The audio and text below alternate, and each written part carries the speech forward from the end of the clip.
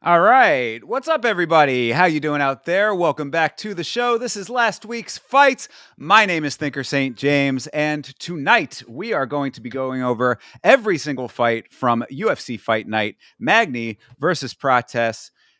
That was a UFC Vegas 100, the 100th card at the Apex. And to do that with me, breaking down these fights, my good friend, the Ohio player, now the second most likely person to wear a very large CP chain. Chase Parton, how you doing, brother? I am living. This was such a great time to have Vegas 100, man. I can't, the Apex was lit. I can't lie. It was good. Why did I say Vegas, Nevada, wherever it's at? I don't know what I was saying. The Apex 100, excuse me. Long day. Yeah, all three correct, though. Okay. Yeah. But yes, long day here as well, because Chase, I will usually do our plugs at the very end, but I will say that got a video out before this stream, still was able to do the rewatch to make sure that I had all of these fights fresh in my mind. Didn't even get the backlights on, but we're on now. Long day indeed, but we are here, brother. I'm feeling good. Hope you are as well. I can say that I'm feeling really good, especially after Saturday. I will say it started a little slow, not because of the fights, and we'll get into that. But I wanna say off the bat, because you're gonna ask, how did I enjoy it? Yes. I think the promotion itself, they let us down for one of the greatest Apex cards because they wanted us to hear Paul Felder and Kamaru Usman fucking talk. Not Paul Felder. Was it Paul Felder? No, who was at the desk with him? Fitzgerald. No, not the desk. At the desk. It was Kamaru Usman, it was Rashad Evans, Kamaru, Karen Bryant, and who was the fourth? Oh my gosh, I have no idea. But either way, they wanted us to hear them talk so much over that fucking event, and I think it was really a letdown. They didn't expect any finishes, it looked like, because this card they had more promos than fight time. I can tell you that. That was definitely a note that I had, was that the funniest part about all of this was the amount of filling that they had to do and how many times they had to hype the main event because of all of the knockouts, all of the finishes. There were a bunch of finishes on this card. Yeah, I mean, I just don't think that anybody would have anticipated the volume of finishes that this card delivered. For sure, this is another one of those. I was talking about it on the watch along, how people were having their opinions. We've got some negative Nellies, I would say, out there. A couple of them in the Discord sometimes as well, saying that the cards are not that great. Oh, we've only had 300 been the only good card this year, whatever. These opinions. I'm like, this is the sport, and these cards can sometimes very much surprise you. So this is one that absolutely delivered in a big way that you would not have necessarily expected it to. So it's like what I said on the watch long, I'll say it here as well, is that if you are a more casual fan of the sport, maybe you only follow a certain fighter. Maybe you only want to see fights in a certain location or something like that. I don't know what goes into your decision-making process in that regard. But if you want to follow more casually, then yeah, you can skip it. Go enjoy your Saturday night doing something else. But if you are a fan of this sport and follow it as in-depth as we do in order to keep up with everything, you are seeing future stars being made on these cards. And this is a great example of that very thing happening. I think what's also unfortunate is that because they're not this isn't UFC a number, right? UFC pay-per-view and then a number. It's like people aren't going to remember, oh, do you remember the Neil Magny and Carlos Prates card? This is Apex 100, so I think that does kind of help it right there.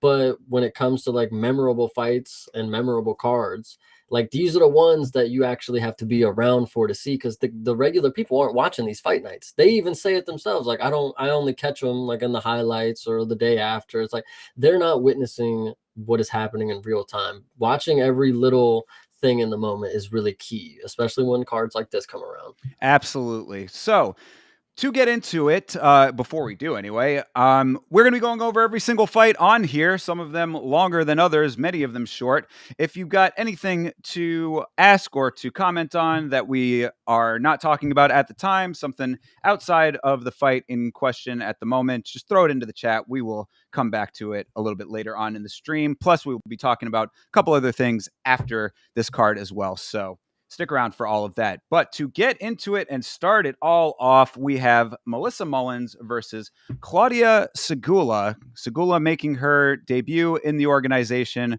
What did you think of this fight, sir? Can we start before the fight? Yep. What did I think? I thought Melissa Mullins, and I heard it. I heard all the talk. Oh my gosh, what is this? Who is this? And I want to point out she was a very attractive woman. Melissa Mullins is a good looking woman. And to point out, she is one of, I believe it was 3 English female fighters in the UFC. That number was crazy to see. Think about that. Yeah, for sure. With the amount of fans that they have in England, that is pretty wild. Yeah. So I want to say that, and then I wanted to also bring up, and I'm not even trying to make a topic. I just wanted to point out that when Claudia walked out, something looked off to me. I don't know what it was. I want to say some plastic surgery had to been done along the line, but Interesting. I something was off there, and Okay. not to say she wasn't also a very pretty young lady. They're both very attractive. Good deal. Great fight. It ended in a KO. Isn't that crazy to think about for women's fights? Yeah. But Melissa Mullins really came out here and did her thing. She got her in a position that was like kind of funny to watch. Like she kind of had her pinned down, gift wrapped kind of deal, and just like kept pounding her. And women's MMA, you're just watching it and you're like, oh, no way this is gonna end like this, because they don't get finishes like that. And shout out Melissa Mullins being one of 3 English, female fighters being able to finish. Absolutely. So to touch on your first point there about, again, we don't have to go into this in too much detail, but I also thought that Miss Mullins is an attractive lady. However, this was a funny moment on the watch along because they did the promo package and it cut between Mullins and Segula. And at one point, it was slightly jarring. King made a his comment was rather a little bit of an outburst because it was just a jarring transition. Only because, and I did not realize this. I've seen Mullins fight before. I did not realize this at that time, but seeing it in the promo, it became more clear. Mullins does have the little slight lazy eye, just or lazy is when it's a little bit droopy. I think wandering eye, I guess, is what you call it. Just a little, just a little bit though. It's within acceptable range. It's within. But so Vitskin keyed in on that, and just if you go back and watch the VOD, it was a pretty funny moment. But yeah, I mean, Segula also attractive lady. I don't know about the plastic surgery aspect of it, but either way, it was a. I mean, it really was a little bit of a one-sided deal, unfortunately, for Segula making her debut. Now, Mullins did miss weight, so that is something to keep in mind. We always have to make that a clear point that, missing weight is not cool. So not great for Mullins to do that. But Segula really just didn't show much in this fight in general because this was a second round finish. So the entire first round went through. It was kind of a little bit of a boring first round until Mullins ended up getting a very nice trip. And then she got some nice ground and pound at the very, very end of the round. So, I mean, it was up until that point, you had about 4 minutes of really not too much going on, except the other note that I had was that Segula's head movement was kind of wild. She bobs her head in a very specific way. It's somewhat akin to Quagmire, or if you're old like me, she looked a little bit like a 90s Fly Girl. That's a reference that you might not get, Chase, but trust me, old heads will understand. Yeah, I think this was, unfortunately, the UFC, with some of these women that have like these low records, they do take chances. So say someone like Alice Ardoyan, she comes in here and you can see the potential. You can see the skill that she can have on a good day, kind of deal. Sure. Segula, I think this is another deal. With again with Alice, she had like a 1 fight contract thing, got another fight contract after that one. I think this is maybe one of those 1 fight contract kind of deals, and Segula may not be back because she just didn't look impressive at all. Yeah, absolutely. And I mean, to your point as well about the finish, I did think that it was very good of Mullins to recognize that she had the wrist and keep controlling it, because that was kind of what that wrap was there that you were talking about. She had it down, getting the ground and pound, really nice. But then also it kind of was a handshake agreement almost between her and Segula, because Segula was not doing anything to try to get out of it at that point. She went down rather easily, I would say. So it's unfortunate for your debut. Perhaps there were some jitters there, but a performance like that, I do think you're pretty accurate in your assessment. She didn't show anything in any real regard. I mean, the only real note that I could say in her favor was that she did try to come out in the second round a little bit more aggressive, but it was uncontrolled aggression that was easily countered by a more skilled Mullins. So, yeah, unfortunate performance in that regard. But what was fortunate after the fact was that we got a little bit of a nice breakdancing show. So how about that? Yeah, actually, forgot about that. We may come back to touch on her sweet moves, but I think I want to also point out that Miss Segula was on social media. I don't know which one it was, but she was very upset after the loss. Mm. She had a video where she was, clearly upset. And so I don't know what she was saying. I don't believe I actually watched it. Even if I did, I don't think I would, understand. But she took it bad. Maybe that means she was actually trying, which that's not a good sign. Or this just like wasn't her night, and maybe she's better than that. Something along those lines. I do believe that although weight miss Melissa Mullins, she looks good for this weight class. Like this isn't like Molly McCann where this is a meatball, kind of deal. This is somebody who's in shape that could compete, and I think something's good coming for her here soon because I mean, listen, the opponent obviously was not that great, but the next opponent, I think Melissa Mullins, she should show like I'm decent. Yeah, well, I mean, it's interesting with her because in her, I believe it was her debut that I had seen, and I thought she looked really, really good in that fight. Then she gets pretty roundly defeated by Nora Cornwell. And now she comes back with another nice win over lesser talent. So it kind of is one of those territories that's a little bit shaky ground, I would say, as far as like what my full on perception is going forward. But a performance like that does not hurt the perception in the slightest. So very good for her in that regard. Yeah, I mean, it's one of those where she's early on enough that it remains to be seen. So hopefully she can go out there and do it again. I I agree. And I want to make this point also. And Elite really didn't get behind me when I made this statement in the Discord on the call. English women are finishers. Molly McCann, she's got a finish in the UFC, don't she? Here we go, Melissa. There's only 3 of them, so 2 of them can do it. I'm just saying. Yeah, I'm trying to think of who the third is off the top of my head now. It's even been a UFC history. I don't think it was active. No, that is it really? No way. I'm telling you, it said That's kind one of of wild. 3 English UFC. I didn't say current. Like, I don't think it said current on there. That's why That's I was so wild. confused. I was like, there's no way. I'm thinking like, okay, Molly, her, and I don't fucking know another one. So Yeah, yeah. whatever. Odd indeed, but well, I mean, then I guess this is a wake up call for English women. Get your skills up and go fight and go finish. So there you go. But the only other thing that I did want to touch on this one was that she did receive her black belt in the cage.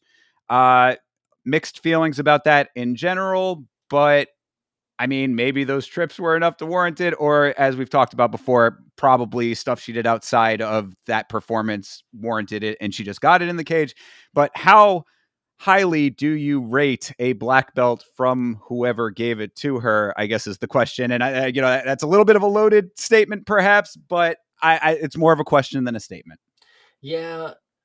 We could, this fight can be over with. I mean, the black belt, who knows how she got it? She got one slick trip, and maybe the coach was like, "There it is. That was what I was waiting to see," and then now she earned it. Who knows? For sure, for sure. All right, well, I guess that'll do it for that one. Shout out to everybody in the chat, by the way, Anakin, Elite, and Checkmate. What's going on, all y'all? Oh, that's how Let's you say checkmate. I was about to say chick. I was just gonna call him chick, but checkmate sounds better. There you go. Get it right. All right, moving on. We had Antonio Tricoli versus Trayshawn Gore. Standing guillotine in under 90 seconds. Wowzers indeed. What'd you think? That's not even the problem. Okay, that's not even like That's no, no, not the no. problem. No. That is the problem. And like I'm glad you framed it in a way to give Trayshawn Gore his flowers because at the beginning of the fight, I'm thinking, I'm seeing the Twitter highlights. Everybody's thinking he's some crazy dude. Don't let him get a hold of your neck. Like, all right, okay, sure. Tricoli does not let that happen with his wife in the corner. Anyway, that was my thought before the fight. Then the fight happens, and I watch a 6'5", listed on ESPN, 6'6" on the tail of the tape, get a standing guillotine applied to him. Not only does it get applied to him, it was crucial. And the dude that was like, I can't imagine how it like it physically. I'm just actually there's nothing that I can say because it just doesn't add up. How he throw 2 strikes and then get subbed on your feet, and you're like a whole foot taller than this dude, Antonio Tricoli. Wow, man, you just really let me down. And I had faith. I'm not gonna lie. I thought you were gonna come strike and knock this dude out, but no, it was bad. Yeah, I mean, he really just left his neck right on out there, and Trayshawn said, "Thanks, I'll take it." You know what I mean? It was one of those situations where he was in that bent over, doubled over position, I guess, fishing for a takedown of his own. But what didn't even really look like he was even committed to that. He was just like he was just there. Yeah, this was a bad look for Tricoli for sure. And I mean, again, I do want to put it more on Trayshawn than Tricoli, just only because I'm happy that Trayshawn did get that win. He's been a little bit shaky starting off. It's what we said last week, where it's like Trayshawn Gore is still finding his footing, but he needs to find his footing already. You know what I mean? That's what the assessment going into this fight was. So I'm glad that he did in that regard. But yeah, I mean, this was a very bad look for Antonio Tricoli, most definitely.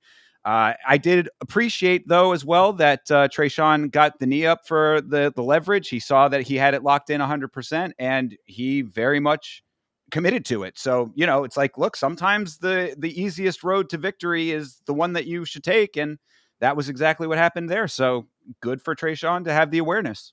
Yeah, and like I'm sure we've said, and maybe me and you have not specifically said it, but guillotines in the UFC, they don't normally work out too well. You normally Certainly not jump, standing ones. well, standing ones or even jumping it and like pulling guard. Like you Right. normally don't really see a finish that often like that. And this dude might just have grip squeeze that can do it. It takes a special type of finisher, you know. Absolutely. Yeah, I was saying on the watch along, it reminded me very much of the AJ McKee versus whichever one of the pit bulls he was fighting over there in Bellator, when he basically turned the tables on the pit bull who is known for doing that. So it's something that you will see occasionally elsewhere, but it is very rare at the higher levels in the UFC. So very nice for him to be able to pull that off. And I'm glad that he's able to stick around. He's a warrior for his Lord and Savior, Trayshawn is. And I guess he said he was losing friends over his lack of wins for some reason, fickle friends perhaps, but I'm glad that he is able to get back in the win column and hopefully keep his friend circle. Listen, I'm not even gonna like tread lightly on this. I think this is maybe karma. Antonio Tricoli, you are a dude who popped in the sport and now you're Mm. getting finished 2 times in a row. I don't care how much faith I had for you to go to decision with Shara and or whatever that case may be, or how much faith I had for you to like stand with this guy and maybe finish it. But you get what you get in this sport, and that's just how it goes. A lot of people look good at a lot of different times, but it's just not yours now. Sure. And I also can just add to that. Very recently talked about on a Yama episode. This is the same man who beat up the ex-husband of his current wife. So, perhaps karma in many ways. I mean, I don't know too much about him aside from those things, but the things that I do know are not great things. You know what I mean?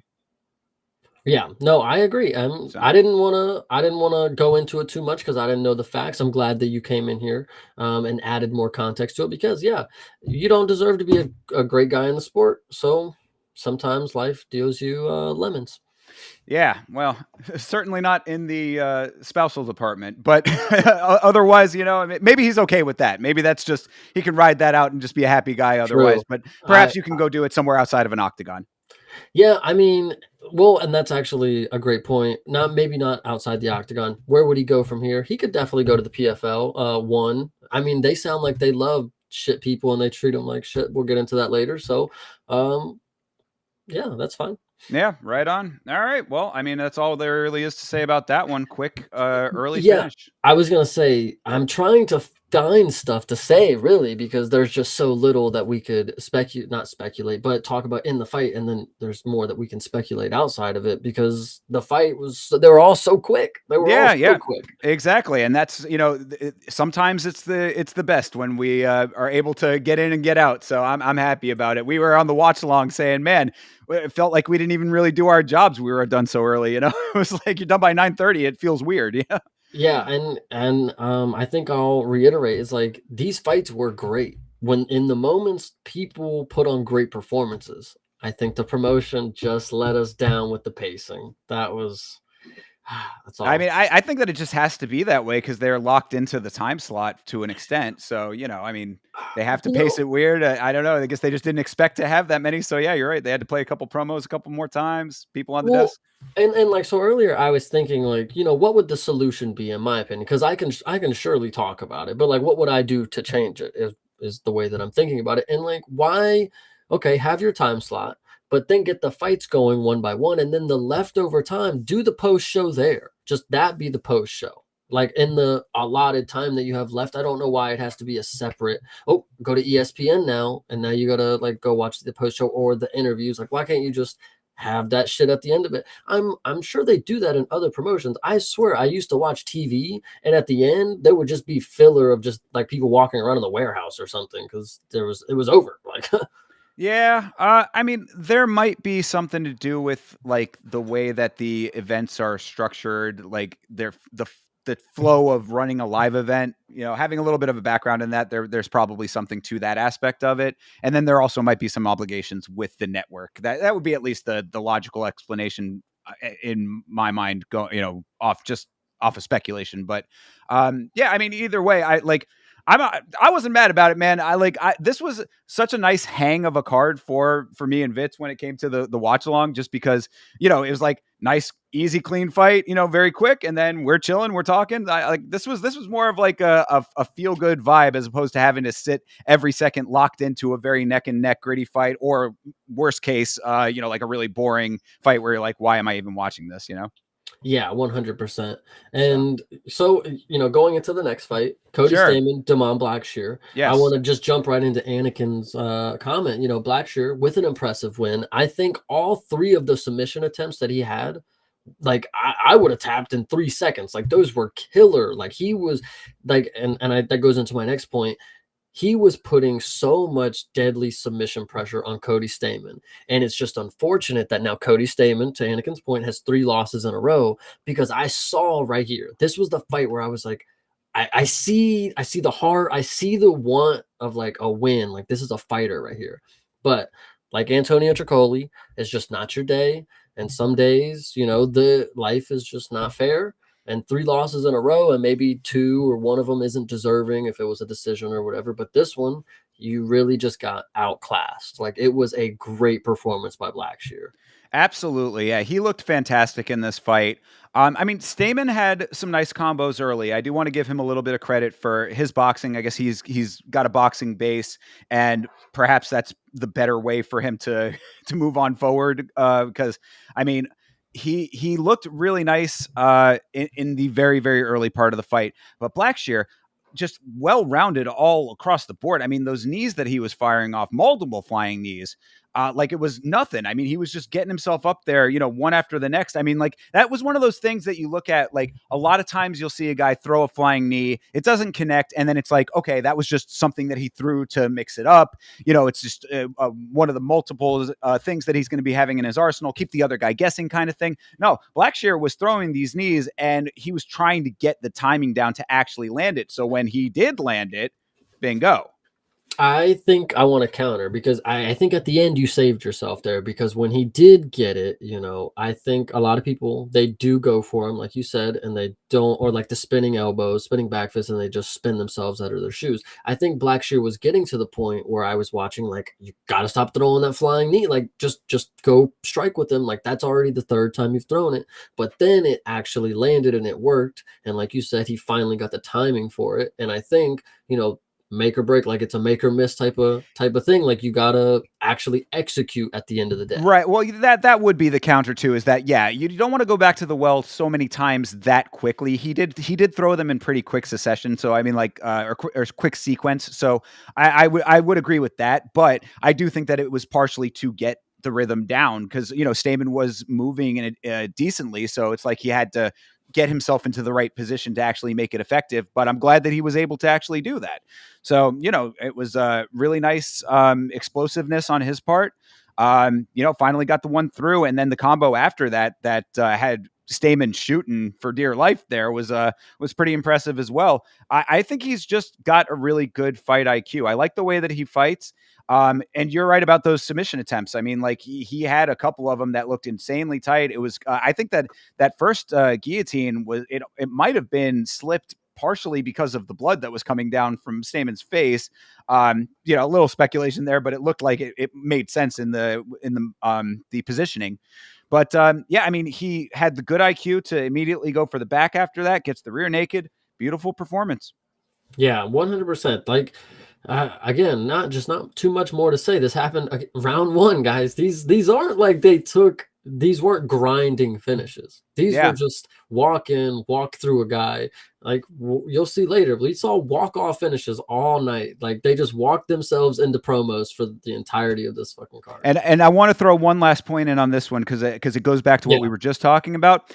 So when it comes to those knees, in his post-fight interview, Blackshear had said that he was studying tape and knew to throw the knee because of the overhand right that Stamen throws. So, it might not have been the right idea to keep throwing them consistently as quickly as he did, but there was a logic behind it. And I think that that's also a sign of a high IQ fighter. I mean, this is Mr. Twister we're talking about over here, one of what, 5 or something like that. I mean, Yeah, so true. Forgot about that. yeah. So, I mean, Damon Blackshear, I think, is a guy to watch out for. I like the way that he fights. And if he continues fighting smart like that, I mean, again, what we were saying all in context, right? I mean, you shouldn't necessarily go back to the well over and over again very quickly. But if you have a well-rounded skill set like he does and utilize it all effectively throughout the course of the fight with advanced knowledge of your opponent. I feel like sometimes these guys literally do not watch tape. And it's like, bro, I mean, like if you know that he's going to circle out left, if you know that he's, going to drop his hand when he throws an overhand or whatever, you know what I mean? Like there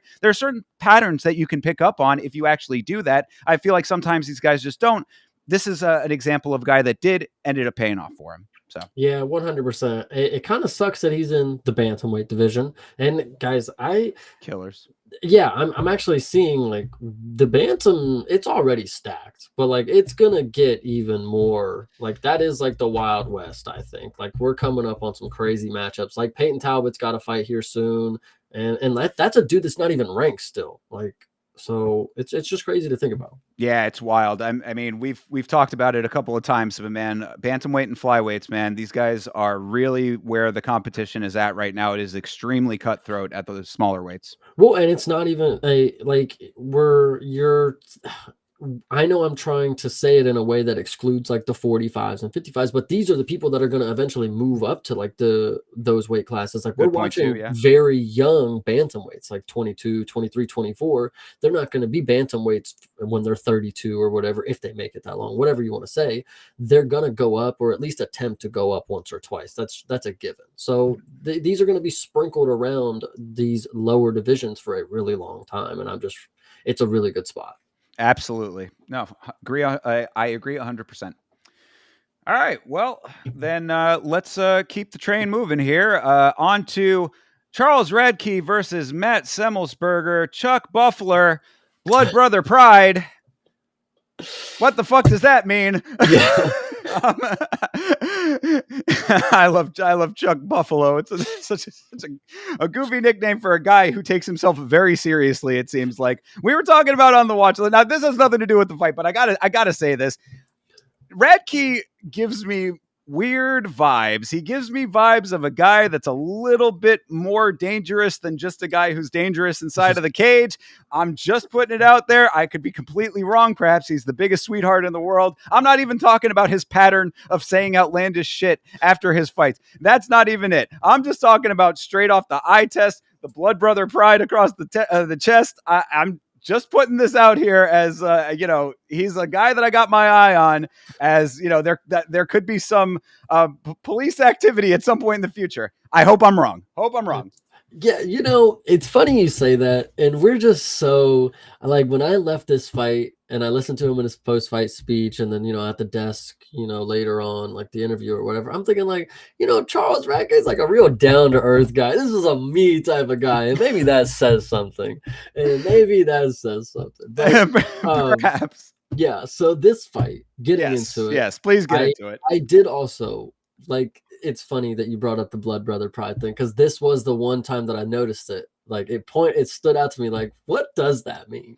Blood brother pride. Okay. I want to know. I mean, it's one of the what we said on the watch log. It's not full on any negative thing, but it's it's right there. It's adjacent. It's adjacent, dude. It's not an 88, but it's just it feels close.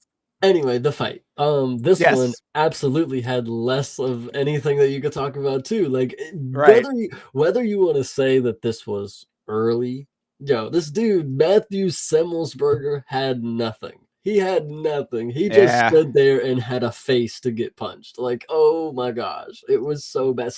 Like, think about it. Listen, getting knocked out. Not cold, right? This was like a TKO in 7 landed strikes. Yeah. Like that's like virtually, that's like crazy to me, because you're not like going out. You're not getting put on your back in like one combination. No, he just like walked up and just like beat on you for a second, and the ref was like, yo, what are you gonna like do something? Like, what the fuck? Like, pretty much.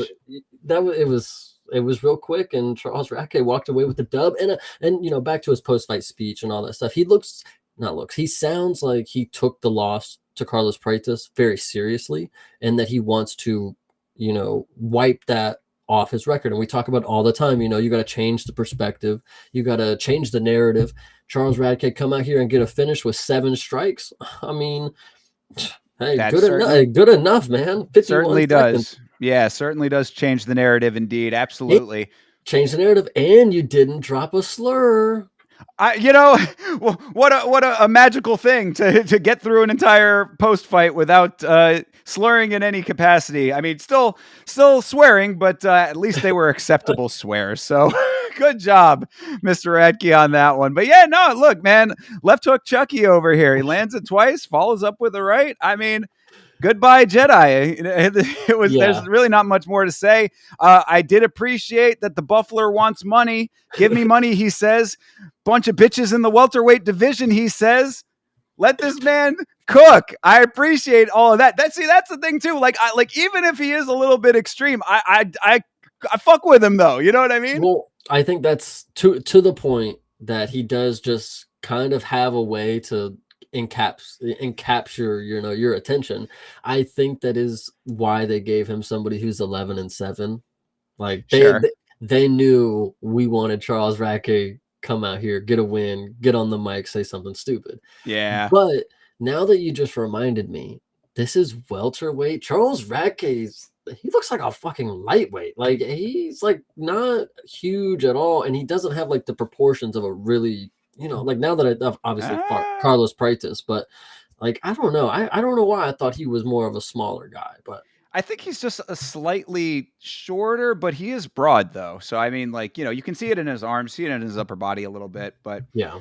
I mean, that's I mean, I agree with you though. I do think that he is a guy that they think can be a little bit of a character. So there's Trevor Peak, type sure. of, yeah. Yeah, there's a sellability there for sure. So, and I'm saying, I mean, like, I fuck with the guy. I just hope that he wouldn't want to eliminate my bloodline is all all I'm thinking of there. But yeah, no, great win. I mean, really, that's at the end of the day, this was a really solid, very quick performance. Semmelsberger did not have anything, as you said.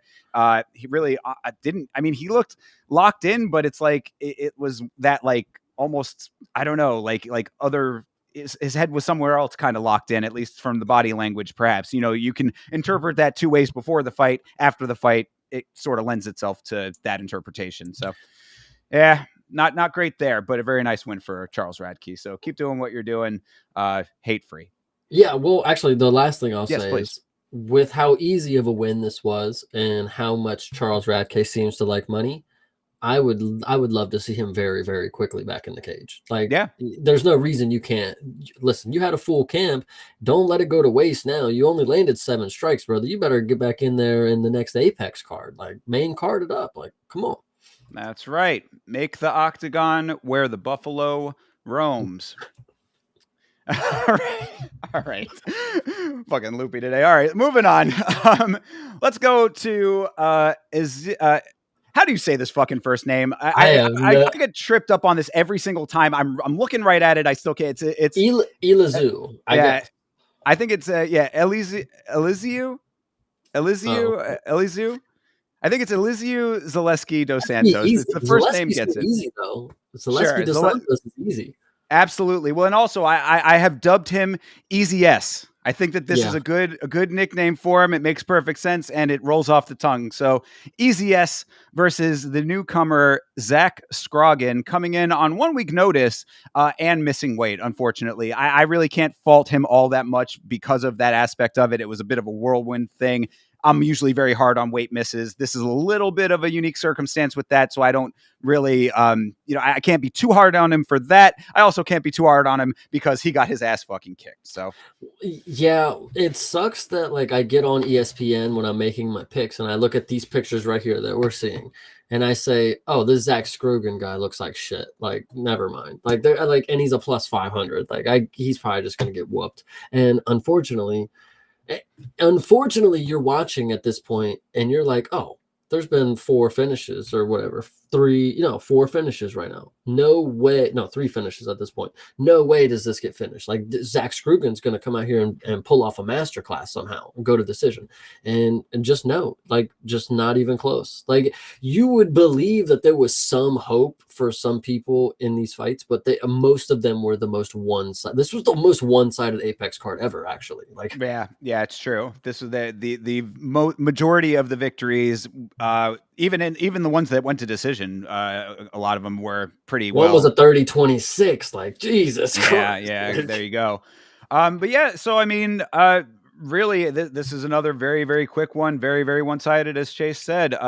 Scroggin threw out a front kick, but didn't really commit to it, which he very well paid for it, but you got to be confident in your striking. That's really just what it comes down to against a more grizzled veteran like Dos Santos there.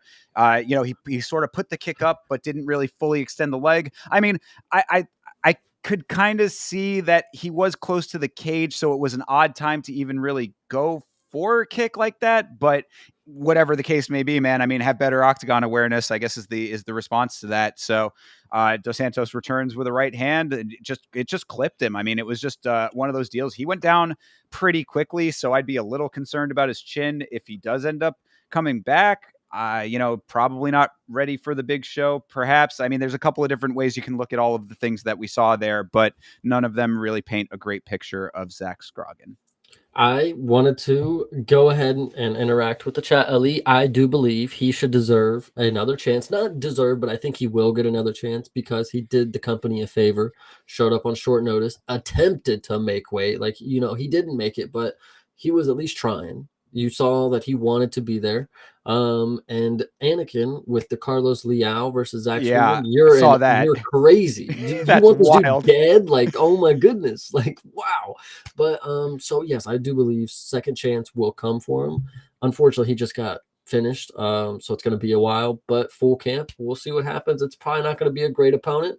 Um, and the last thing I want to point out is that Zaleski dos Santos did a very cool dance at the end of it, and I want to learn to do that whole routine, and I can do that every time something cool happens in life. Another finish, another great dance. He was doing capoeira.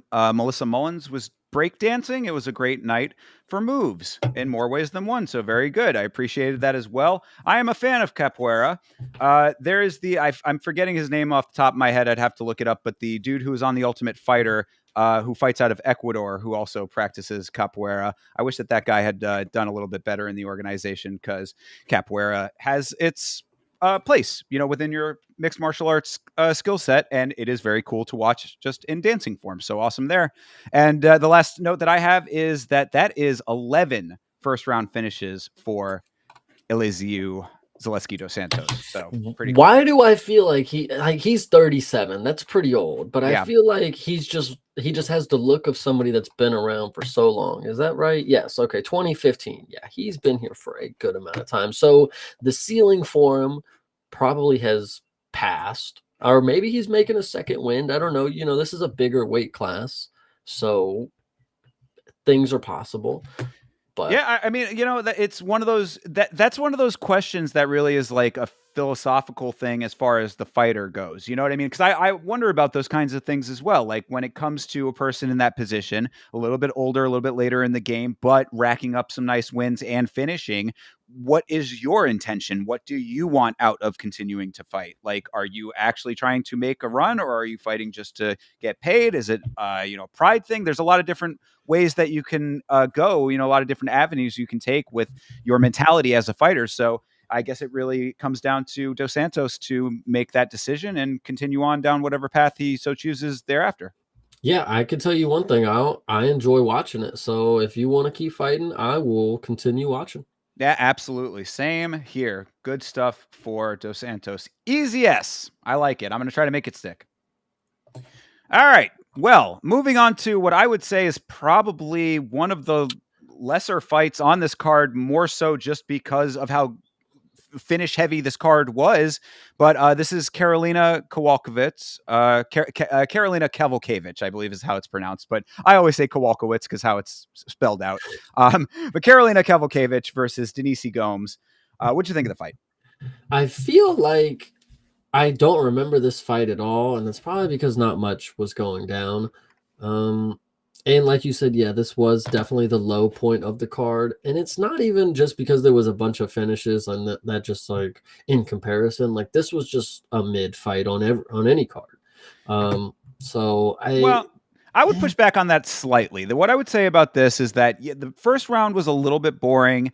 I think that the issue was that it was unfortunate how much clinching was going on in general in this fight, because Gomes does have nice hands when she lets him go, but she just ended up either being tied up, or B, being the one tying up Kowalkiewicz. So it's like, you got to be confident in your striking here. There's a couple of fights where I have a note about that, basically, where it's like, if you are in the dominant position in the clinch, you are well within your ability, unless you're really being locked up, with the hooks or whatever. Like if you can break off and get the elbow, break off, get back out to distance, break off and land some heavy shots. I mean, like you're in the dominant position there. You are dictating the pace of the action more so than the person being tied up. So, get off and make it more competitive. I mean, because she was landing decently when she was not in those positions. So, I mean, I think that there is more there from Gomes than was shown in this fight. So I understand the perception of this fight being mid. But it was only mid because of that element, I would say. yeah, I don't know. Unfortunately, like I said, just not too much. I think the clinch work that you brought up is probably what rang most of the bell, but on the feet, I can't tell you. I want to say even like closer to the end, I was thinking maybe there was a round that was close, but by the time the judging came, like yeah, it was unanimous and nobody really would Yeah. be really stole away, in my opinion. So it was kind of just who the judging is going to pick at that point. Right. I mean, Kavalkiewicz, I think, did just get outclassed in this one a little bit. I mean, even with all of the clinching, a lot of it was offensive on Gomes's part. So, I just think that Kavalkiewicz is as you know, politely as possible. I think that her time is coming to an end in this sport a little bit. I mean, but she's also one of those fighters that has sort of been in that end of her career position for quite a while, but still just sticks around. I guess she really does enjoy fighting, and that's great. But you've got younger fighters like Denise Gomes coming up, more striking out of her, more power in those shots when they were at striking distance, and the control was more so in her favor. So really, on all metrics, it was Gomes's fight. It would have been nice to see a little bit more dominance out of her because of all of that, but it really just ended up being new versus a little bit past, I would say. Yeah, I get that. So, and also a testament to how good this card was finish wise. This was the first fight. This is the featured fight on the prelims. This was the first fight that went to the third round of the evening. Just to put everything in context for everybody. Yeah, went to the third round and finished, the third round. So Right, yeah, went to decision, but I mean, every fight up until that point had yeah, either finished in the first or second round. So yeah, there's your and, little and to point, no fluky finishes, no right, yeah. no doctor stoppages, no weird I'm quitting type of deals. This was 100% okay. There was one ref stoppage you could claim, but he was going to lose either way. But Yeah, I mean, I didn't. I heard you mention that. I didn't really like jump on that. It seemed okay to me on that one. If anything, actually, I think the one we're about to talk about there, it might be a little bit more of a case for it, but the same basic concept. What you're saying, I mean, yeah, it's like you could have let it go a little bit longer if you wanted to see the guy get his ass kicked a little bit longer, but yeah, So anyway, well, let's get into this one then because I quite enjoyed this performance. This is Dusko Todorovic versus Mansour Abdul Malik.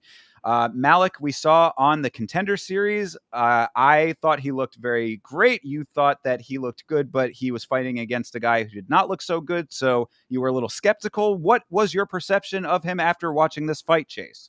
it's funny you bring that up because now that I was waiting for you to like say that I wasn't too high on him. And maybe that was the case at the time because the opponent was very bad. And I did remember at the time, like, oh, this is that guy that fought the opponent that was really not great. But I also do believe that this guy wasn't that great either. And you're pulling a share a bullet on me right now. I feel like I'm listening to myself. No. I'm not, the only reason I said that is because you brought that up. I wasn't even gonna say that he wasn't that good or that I thought that until you brought up in comparison to the last guy because there wasn't the last guy at least was able to get some strikes off and like last an entire round. Maybe I think they maybe even went to the second round or whatever in the Contender Series. This guy here, yeah, it was just another scenario where he got punched really, really hard. Malik can punch really, really hard. He does have some interesting technique at times, but it seems to work out for him. And if he lands and puts you on the ground and he actually is able to like get some ground and pound, like it was cakewalk. All right. Well, I appreciate that you put your wrong opinion on me, so thank you for that. But Yeah. I will stick with my right opinion, which is that I don't know. What I have in the notes, and this might sound slightly crazy. I will take this upon myself, and it's not for the same reasons, but I get the feeling that I got when I saw Jesus Christ, I have. Tara?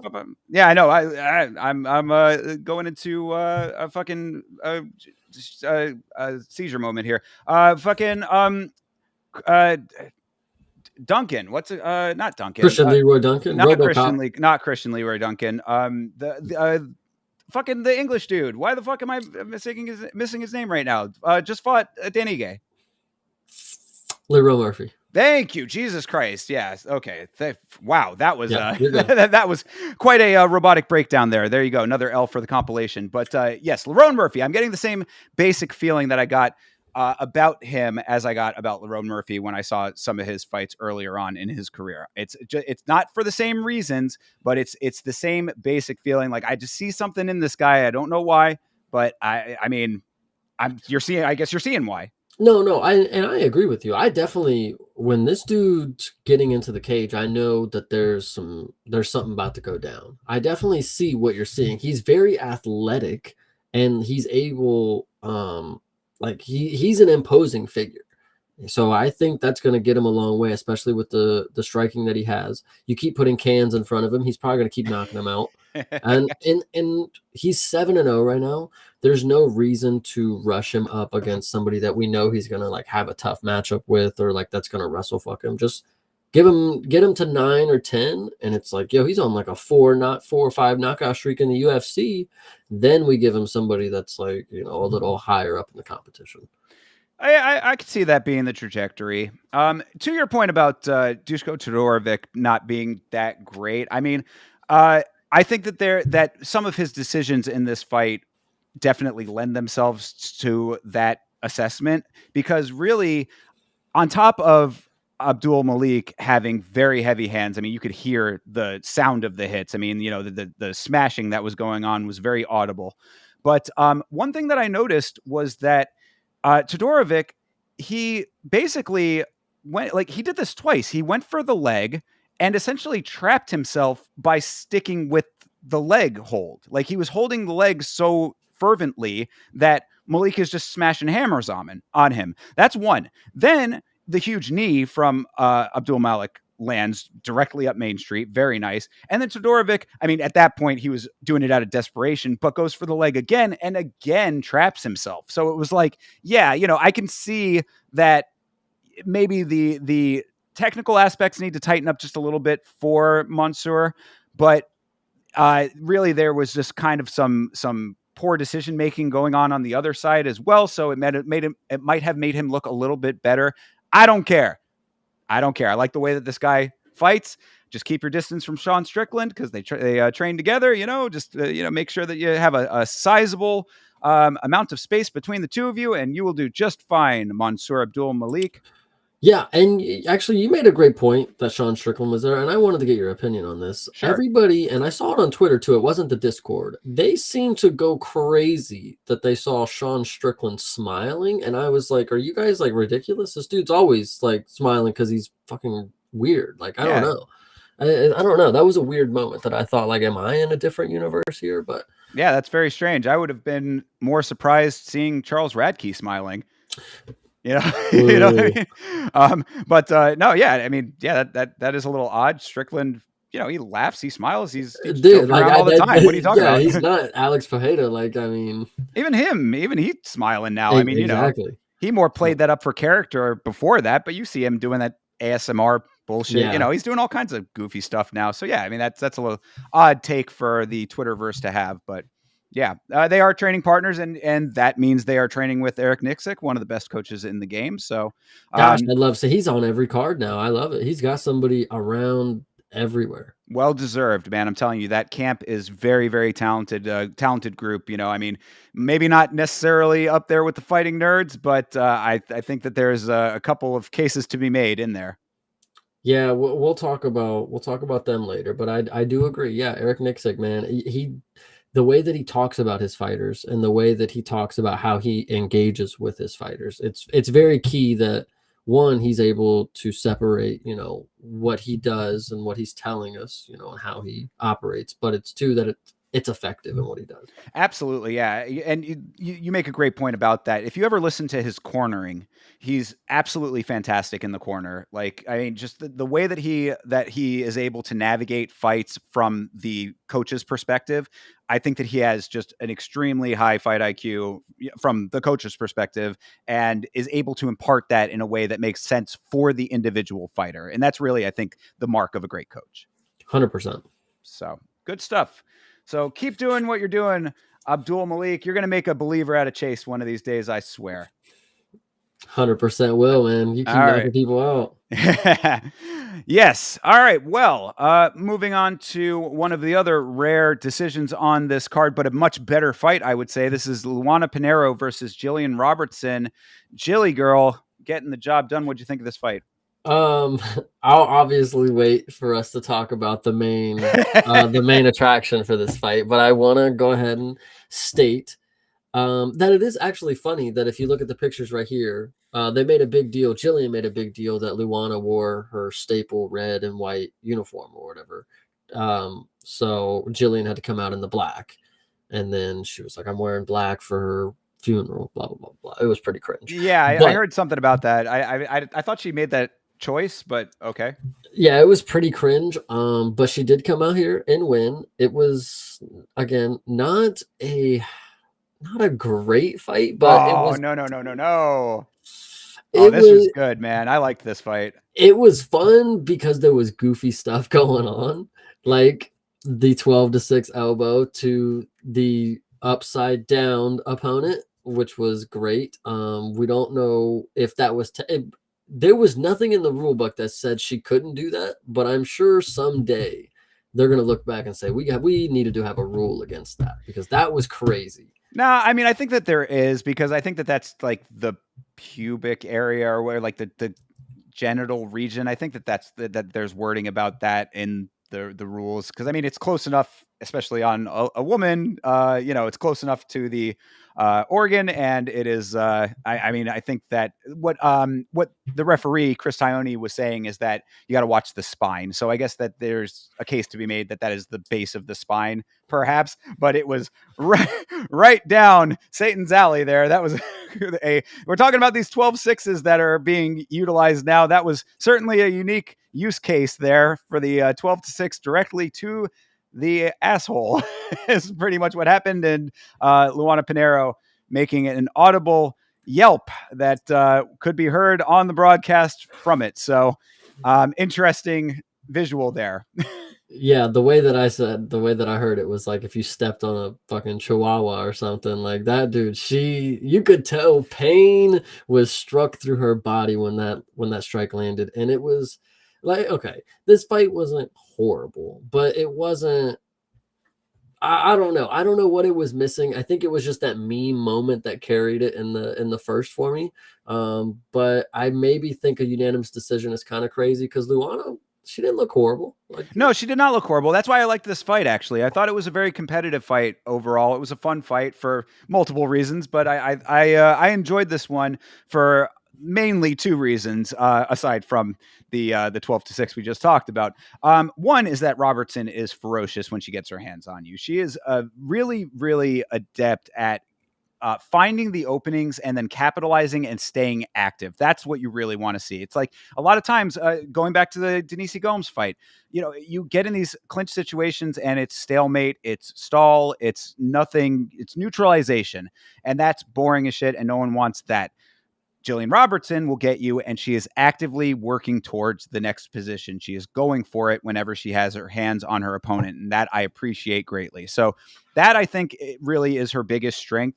It's certainly not her striking, but on the other side of the equation, Pinheiro does have some decent striking, and in that second round, she was able to get some of that off, and she actually got her takedown defense a little bit short up in the second round, made that round very competitive, gave her that round for sure. I'm seeing Elite in the chat here saying that he gave the first round to Pinheiro. I would disagree. I think that Robertson did enough in that first round to swing that one as well. I think the 29-28 makes sense to me. Which I mean, I think that there was one, yeah, it was, one that 29-27 Pinheiro, which I thought that was a little bit fucking wild. But yeah, I mean, I thought that this was a really nice display of a style clash here based on what I saw, and I think that Robertson really did a decent job. I like the way that she fights. She was a little hard on herself during her post fight, saying that she thought that she should be finishing these chicks. She's got title aspirations, this and that. I thought it was a really solid performance. I liked it. I'm a fan. yeah, I think I might have clocked out on the post fight for her. Maybe I went to the bathroom, but that's good to hear. I mean, not a lot of people, they're vocal about what they want to do in the sport. Like, you have people who come out and they want to come for the belt. and they make it known.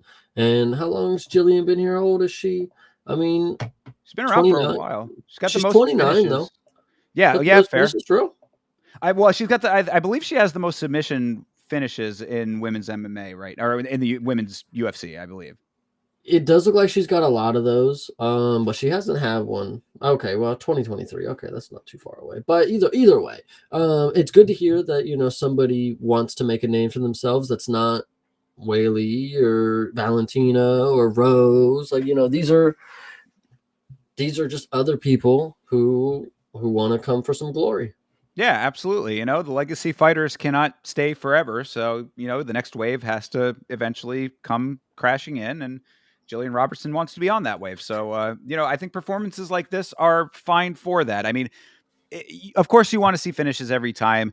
Obviously on a card like this, it stands out like a sore thumb because of how many finishes there were. I think if this was on a more standard bag of fights, a card that was a little bit more varied, this would fit in as just another solid fight on a solid card. Yeah, I wonder where she could have fought. Maybe Canada last week? Like, Really, right? We were talking about that. Absolutely. Kind of crazy that she did not. But training out of Port St. Lucie out here in Florida, though. So shout out to her for that. Local. Appreciate that. One other note that I did have that I thought was funny, in addition to the 12-6 to the asshole, was Dean Thomas is one of her coaches, I guess is her primary, perhaps. Him yelling when she was in ground and pound position to hit her with the John Jones is pretty wild. yeah, I heard that one too. It was funny, but I still think the fact that she utilized the elbow when Panero was upside down and it was just straight butthole action, man. She's a real deal killer for that. Like that's how she's locked in. That's all I gotta say. Absolutely. No, I'm with it. And then the last thing, and then we will move on from this one. But I thought that I heard, and I mean, maybe I misheard what I thought I heard, but if I heard correctly, Robertson does not do any strength and conditioning. That is insane as a professional fighter. I mean, she must be doing low weight, high reps because she's got a real strong back and strong arms. So I mean, again, I think that that's a pretty insane thing if that's actually true. I mean, maybe that's just something that she told to the commentary team in her pre-fight interview or something, but I believe that that's what Bisping said. And I was like, that is just insanity. She utilizes her technique as her only weapon of choice. And that's like, just Bruce Lee mental. style. I guess so, but yeah. So anyway, just an interesting note about Jillian Robertson, if true, and also I guess the fact that she smokes like a chimney. Go out there and get that blunt, girl. All right. Moving on. Cortavius Ramius versus Gaston Bolaños. Mr. Bologna out of Lima, Peru. What'd you think? I thought Cortavius let me down. Agreed. When I out of him and Malik, this was the one. I was like, this is the one that's gonna impress you. You guys thought Malik was impressive. Right here, he's gonna show you guys what's up. And the fact that he got dominated, like looking at the numbers, the fact that he got 4 takedowns, I'm surprised that he wasn't able to like utilize that earlier or make that more effective throughout the fight because 30-26 when you had more control time. I mean, like you just had to do more. Yeah.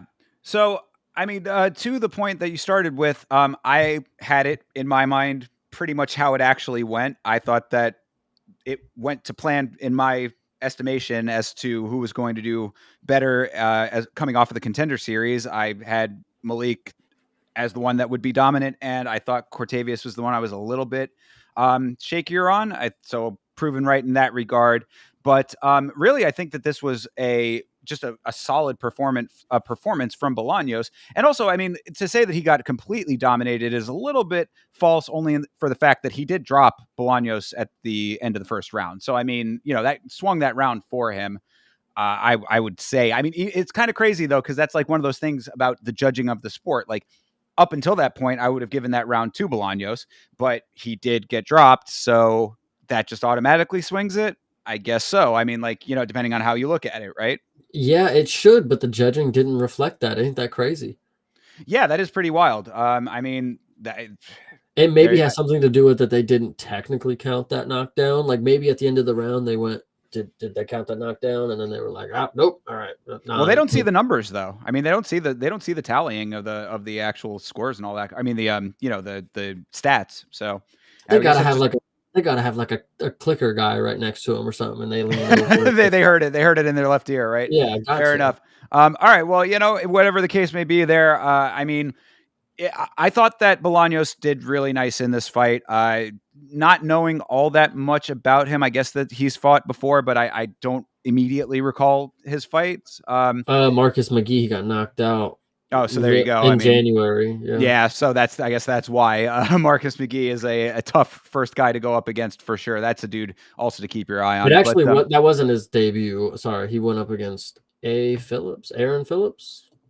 okay, He beat him. Whatever. yeah. So you know, I again, he didn't stick out to me at the time one way or another. So Yeah. you know, whether it's a performance that won or you know getting soundly defeated by Mr. McGee, I just didn't have him clocked in my head. But to his credit, I thought he had really nice kicks in this fight. It didn't even look like he was really throwing them with full force, but they landed with some heavy thudding smacks. So obviously there was enough power on them, which I appreciated. Ramius was going for it in this fight. He's obviously athletic. He dropped Bolaños in the first, whether they counted it or not, or whatever, you know, however the judges wanted to look at it. He did get it dropped. I mean, that was there. So good on Ramius for doing that. Got a decent slam in the second with some good grappling, but Bolaños was able to turn it all around. Not giving a fuck that his jock strap was all the fuck out there and Dude, that was kept hilarious. kept on trucking. Yeah, that was a pretty good one. Yeah, I'm surprised they didn't stop Pause the something for that. action. Yeah, Yeah. pause. Actually, speaking of a pause in the action, there was one of the fights. I'm trying to think what it was, where the ref like paused it, and he had like a stern warning to somebody, and Yeah, it the was like Pinero fight, probably it, the for the cage grab. yeah, actually, yeah, and it was like way after, like, why didn't he was like, don't grab the cage again? It's like, yo, they're not even near the cage anymore. What are you doing this now Well, she for? had done it twice. I guess I should have mentioned that. I glossed over that in the notes, but yeah, she did grab the cage once when they were on the ground, and then got a sneaky one in there when they were on their feet. So I guess it was like just when the action was at a .2 break. He you know he thought it was appropriate then to give the hard warning. But the commentary team did say, and they made a good point about it, that when you do that, you're also stopping the momentum for the fighter who did not commit the foul. So yeah, a little bit of a you know, a mixed bag when the referees do stuff like that, because I do appreciate when they do that in certain contexts. You know what I mean? Like give them the hard warning so that it's like definitive that you're going to get a point taken next time it happens. That I can appreciate because I'm, you know, I'm okay with more points being taken in this sport when people are blatantly committing these fouls. We've talked about it plenty of times on the show, just fouls left and right that don't get called. So And I actually want to make a point just because it popped in my head to your point that this stops the momentum of the fighter who didn't commit the foul. It's like, imagine if this was one of the scenarios where the ref has got to be like, hey, no foul, and then he has to walk him over to the translator, tell him he needs to, and then it's that's a good there's point. you don't even know what they're saying to each other. Sure. So you know Yeah, you that's make a how it solid goes. point. Yeah, absolutely. Um, so yeah, all of that being said, just to go back to the Ramius fight here, this is another instance where I think that Ramius didn't trust his hands enough. I think he relied a little bit too much on his wrestling, which obviously he's pretty skilled in that department. You know, you can tell that he has the fundamentals of what you're supposed to do. It's just it didn't work out for him when he was attempting certain things. Like there were a couple of mistakes that he made that really cost him.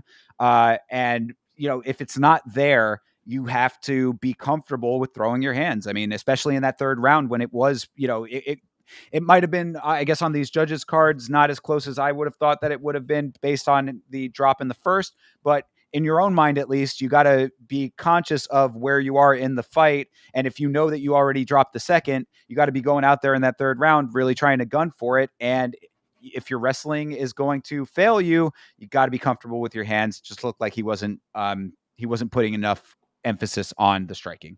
Yeah, I think that's a great point. And this is debut. You know, he just came off the contender series. I think it was this season too, as well.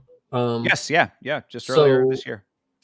This did kind of look like maybe a stage fright kind of deal because he just wasn't active enough. He was doing, he looked like he was trying to utilize a game plan, obviously enforced wrestling. But it, like I said, he just didn't do enough. And like you said, he just didn't commit to what he was trying to do. Sure. Yeah, absolutely. And this is a good example of what we talked about during the Contender Series when it was airing, when we were reviewing those fights. You don't know, based on the Contender Series, how they're going to fare actually in the organization. Good on both sides of that coin. We saw Abdul Malik do his thing, and then we saw Cortavius Ramius do his thing.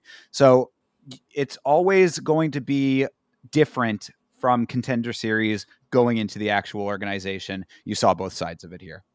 Yeah, and I think one last point I want to make, just because I love seeing all these low records in the league. I know the UFC is supposed to be the mecca. Once you're established, that's where you go. But I do love that the league is looking like it's expanding.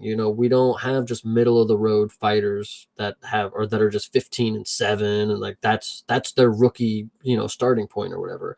Now we're getting people who are actually young and they're going to get the UFC advantages way earlier into their career. By the time they're 25, 26, 27, their record is going to look a lot better because they're facing, the better competition. They're getting better enhancements to their game, whatever you want to say, because they have the UFC at their disposal. For sure. So I guess the question then is, do you think that Ramius comes back fixing some of the holes in the game, maybe a little more confident, perhaps? I mean, not based on this performance necessarily, but just having now been in the big show, does he come back and adjust to the point where he can live up to being in the UFC? I think it is smart for him to objectively look at this fight. Okay, I did drop him in the first, so my power carried over. Objectively, I was able to get him down 4 of 6 times, so my wrestling is still, at least sufficient for where I'm at now. I was able to hold him down for 6 minutes. I just got to be more confident. Not have yes men around you is very key in the camp. I'm not sure what camp he comes from. Let me double check. I think he might also be. Pura Vida BJJ. Yeah, is he also a Florida guy? He might be. I thought I But heard that. Maybe I'm confusing him with someone else. but yeah, so it really just depends on what he does going forward and how he analyzes this loss. You got to be able to take losses to be great. Absolutely, yeah, most definitely. I think that there's probably a place for him. It just, like you said, it just depends on the version of him that shows up next time. It's bantamweight, man. I mean, there's not.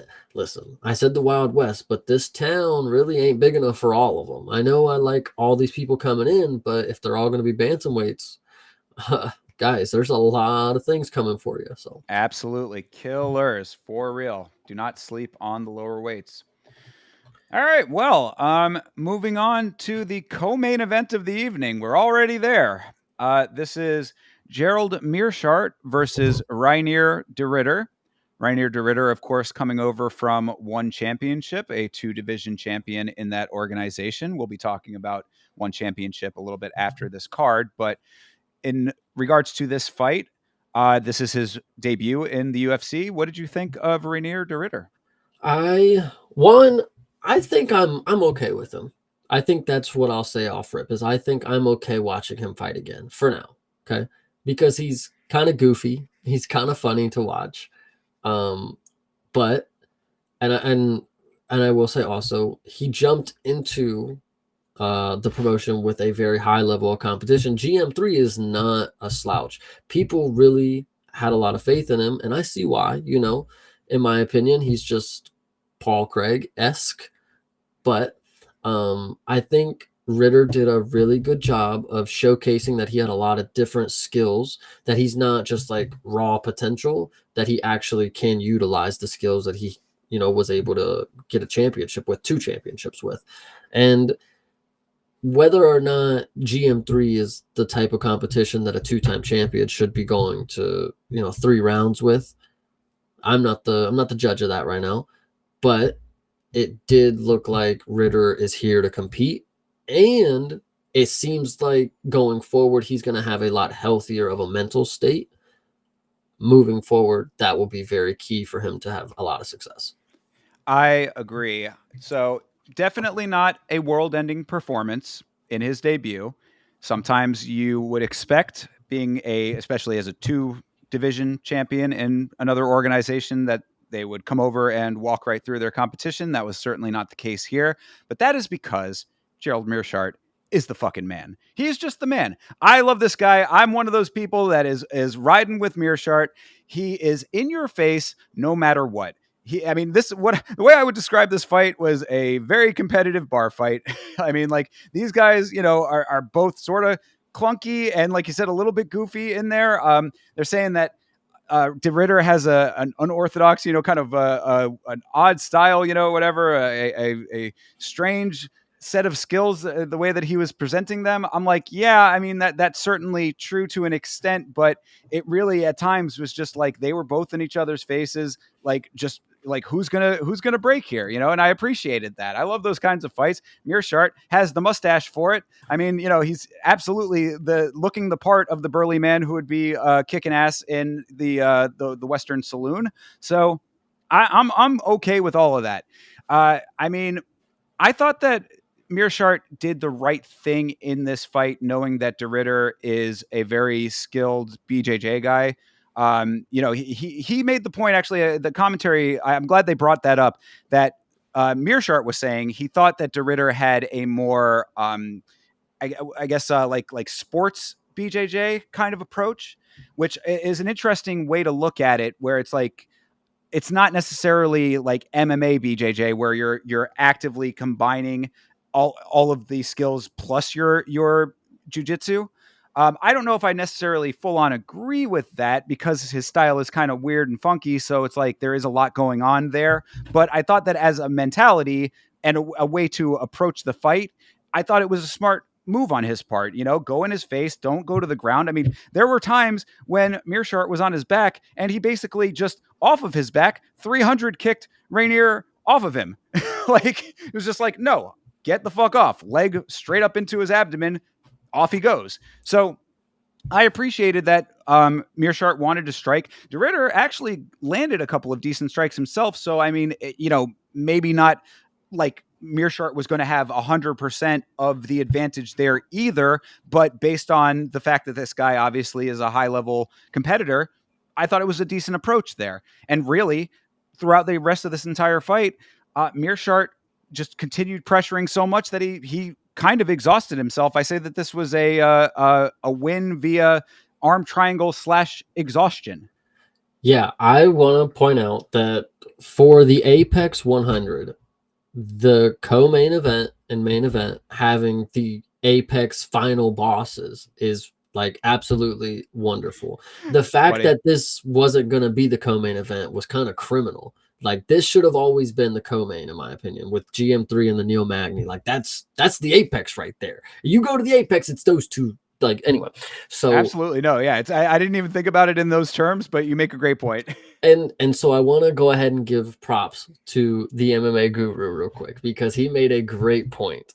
And he said Ritter beating GM3 basically I'm paraphrasing, basically having to take down 3 health bars. He knocked him down, he gassed him out, and he subbed him. I mean, he really put in some work, because GM3 ain't no slouch, man. And I think it was just the final boss really of the Apex, and Ritter, he came through for us. So shout out Yeah. him. Yeah, for sure. As I said up front, I mean, not a world-ending performance. He didn't go out there and steamroll him. So we're gonna have to see how he fares going on forward. I thought it was a little wild that I think he was joking, but saying that he was like, "Hey, put me in 309." I was like, I don't know about all that, pal. Maybe not off of that performance, but I do think he was kind of kidding. It seems like he has a decent sense of humor in general. It's kind of a buoyant character, I would say. So yeah, I got no real problems with him. I just want to see more out of him. Yeah, 100%. Actually, not 100%. I think you did exactly what I was expecting you to do. Coming from another promotion that I know is like the little brother, I'm not expecting you to be a world killer. If you win a fight, let alone finish it, you're good in my book, man. You're doing what you should, or maybe I don't even believe you should. So Well, yeah, I somewhat mean, I guess that kind of goes to the point, though. It's like, yeah, you did that in those other promotions, but now you have to hang with the real big dogs. So, Yeah. that's what I mean when I say like I want to see more out of him. It's like, okay, well, you got your win. That's great. You're getting your footing in a new organization, a lot of different circumstances in his life, which we'll talk about in a little bit. All of that is now evened out based on the fact that you are here, you got your win, and you theoretically are more comfortable. Now go and show that you're high level here. Yeah. So 100%. all right. Well, right on. Moving on to the main event of the evening: Neil Magny versus Carlos Prates. This is a little bit heartbreaking as a guy who, I want to root for Neil Magny, man. I am okay with gatekeepers keeping gates, but Carlos Prates done kicked that door right the fuck open. What'd you think? I God, I was walking out of work and just a little bit ago, right before, and I'm thinking like, what am I gonna say tonight? And I just thought in my mind, like, holy shit, Carlos Paredes really smoked Neil Magny. Like he starched him so bad. Like it was so bad because like, there was like a glimpse of hope, like, wow, maybe Neil Magny might make it to round two. And then he just gets fucking clipped and like face down, fall into the mat. And shout out Carlos Prates because he's just got this stone cold killer attitude where he just walks away. Like the walk off KO 4 times in a row. Like, I mean, at least do a backflip one time or something, like I would be celebrating my ass off. But yeah, no, he's just really that dude. I really appreciate Carlos Prates because he knows what we want to see. I don't know if you noticed in the little board before it, they're showing like everybody's stats. Carlos Prates he's never shot for a takedown. So that's not what he does. That's pretty wild. Yeah. Wait, actually, he has 1 takedown in this fight. So I guess 1. Well, and actually, to that point, he had a takedown, but that was actually Prates turning Magny's takedown attempt into a takedown of his own. So yeah, still never really shot. I mean, that's kind of crazy. But yeah, this dude is out here to strike. The Muay Thai that is tattooed on his chest is there for a reason. I mean, this was just textbook, really what a lot of people were thinking what was going to happened sort of deal. And, again, it hurts to see. I like Neil Magny. I think he's a good guy. I certainly did not want to see this as the end of his career, essentially. I mean, not that it has to be, of course. He can stick around. He can still, take fights here and there or whatever. But I mean, the run that Magny has now been on, the anti-run, after getting fucking annihilated by Michael Morales, and now it hurts to see for the guy.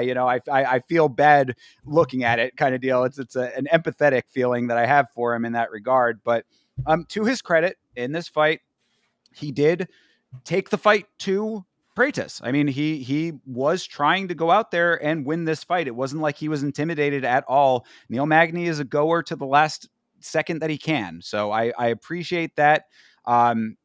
He was trying his best out there until. Yeah, I want to make a point. Like you said with Neil Magny, he's this run that he's been on.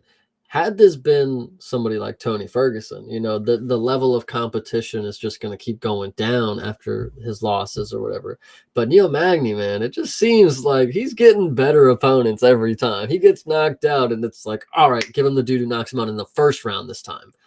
Like, Jesus. Yeah. No, well, I think what it is really is that like the organization also keys into the gatekeeper status. And that's exactly what you're seeing. You're seeing him open the doors to all of these guys, especially for the fact that, I mean, just until this fight, he was in the rankings. So, I mean, if you're looking to get some guys into the rankings, Magny is just your guy to jump them in. Yeah, I honestly, the only thing that I like after this, okay, we know Carlos Prates is really good, but what I really wanted to see after this and what sucks is like, why can't we just have Michael Morales and Carlos Prates now? Like we could have just skipped the Neil Magny part. He could have just sat out one. Michael Morales, we could have just had that as the Fight Night Apex. If that's not what's next, in my opinion, I know they probably want to build them up a little more, get them both ranked, but maybe Michael Morales is now 15. Oh, he is. Oh, yeah. I mean, I think that Prates is now 15, and Michael Morales took the previous number that Magny had. Oh, okay. Yeah. I think that's a really good fight. I know that's 2 people that just fought Neil Magny, but I'm ready to see that. I don't care. Anybody else in the mix, I don't really care about. I like Michael Morales and Carlos Prates. I want to see that one. JDM, what Carlos Prates said, nah, that's all right. Actually, go into it. I think Carlos Prates calling out JDM was smart because Australia is going to come up. Kyle wants to fight Izzy, and I think they could get almost all the fighting nerds on that card and do Brazil versus Australia. I think that would be really fucking cool. But that's just me. I mean, I maybe they might want to scatter that a little bit because of how great all of these guys are becoming.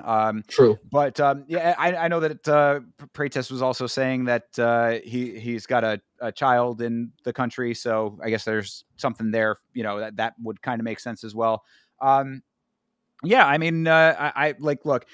I think that what you're seeing now with sadly, Neil Magny had to be the guy that they all went through, but what you're seeing now is exactly what this sport is. You're seeing these guys who are making their names, getting to where they will eventually be, and what they're evolving before our eyes, fight by fight. And both of those guys on really heavy hype trains. I mean, not hype trains. They're on very strong trajectories is a good way to put it.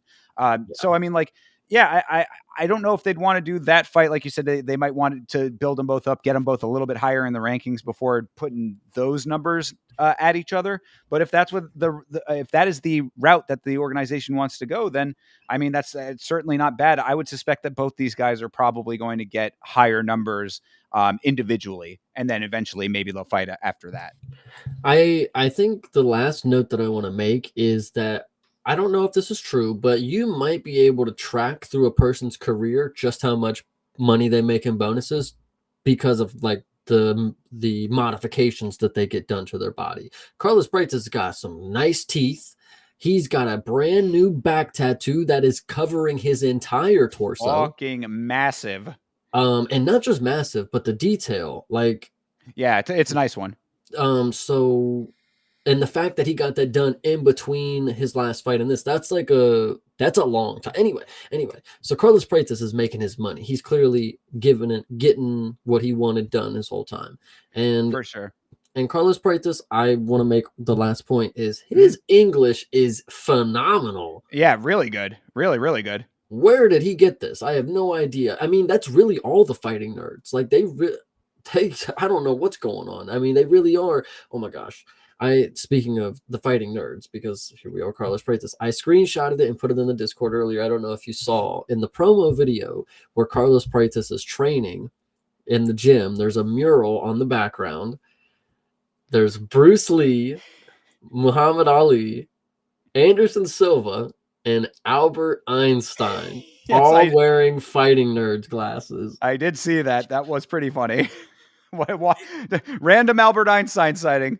And like, it would be one thing. Like as Brazilians, I'm thinking, what do they know about Albert Einstein? I don't even know about Albert Einstein. Like, I don't know. Like, it was crazy that was the guy they looped in with all these great martial artists. And then I'm thinking, well, they are the nerds. Maybe they really do like Albert Einstein down there. Maybe they're just really about their shit, man. Yeah, I think you might have answered your own question there. The king, the ultimate nerd, No, the final boss of nerds. Yeah, the biggest nerd I've literally ever known in life. Like, yeah, for sure. But yeah, I mean, going back to the fight itself here. I mean, really just well-placed shots is the big note that I have from Prates. This is just going through all of his fights at this point. He finds the placement so nicely. And the note that came up multiple times on the watch along, and shout out to the Vitz King for bringing it up, is that oftentimes it's placement over power when it comes to some of these shots, because what Rick Allen was trolling us with early on in the stream, saying that this was a dive or whatever, obviously not that, but it was a glancing shot to behind the ear, to that the bone right behind the back of the skull, whatever, the protrusion there in the skull. It was a very well placed shot in that regard. He swung right through it, but this was an example of power plus placement.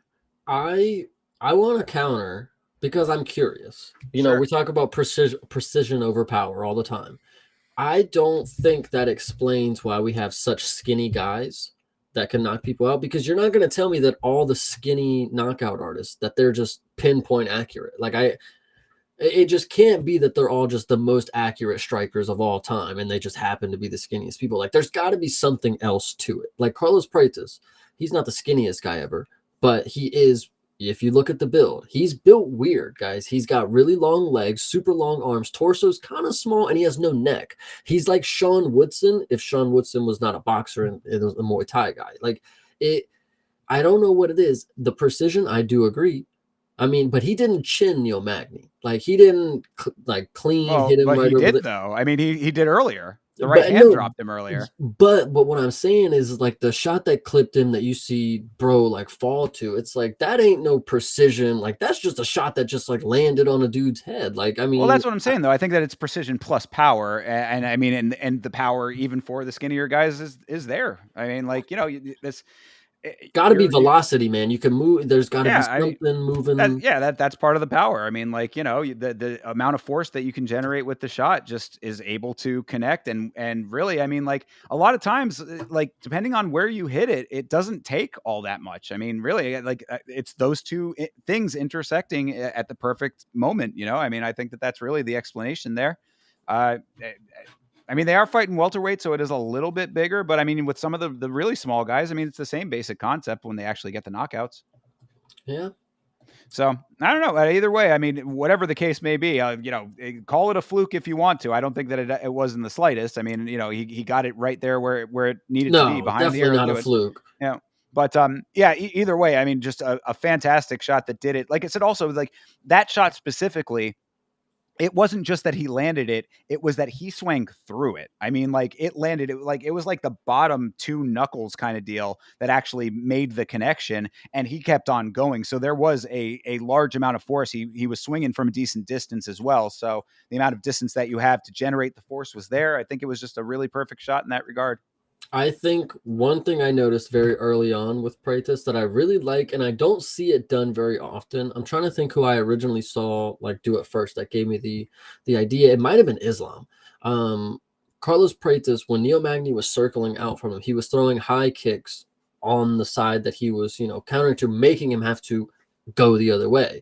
And I thought that was very key. You got to keep him in the range where you want him. If he's getting outside and he's, running too much on the outside, that high kick, it doesn't have to land. Even if they block it, they got to at least be honest to it. And it's going to stumble them back on track where you're in front of him. Then you line up the straight right or straight left, whatever you're fancying at that moment. And Carlos Prates, the fighting nerds, man, it really is like a joke kind of deal, but it's not. Like I think at first we're like, oh, the fighting nerds, ha ha ha, like it's just like a cool name for them. But I think they do take this shit serious. Like they really do want to figure out like how to win, and I that's really mean, cool.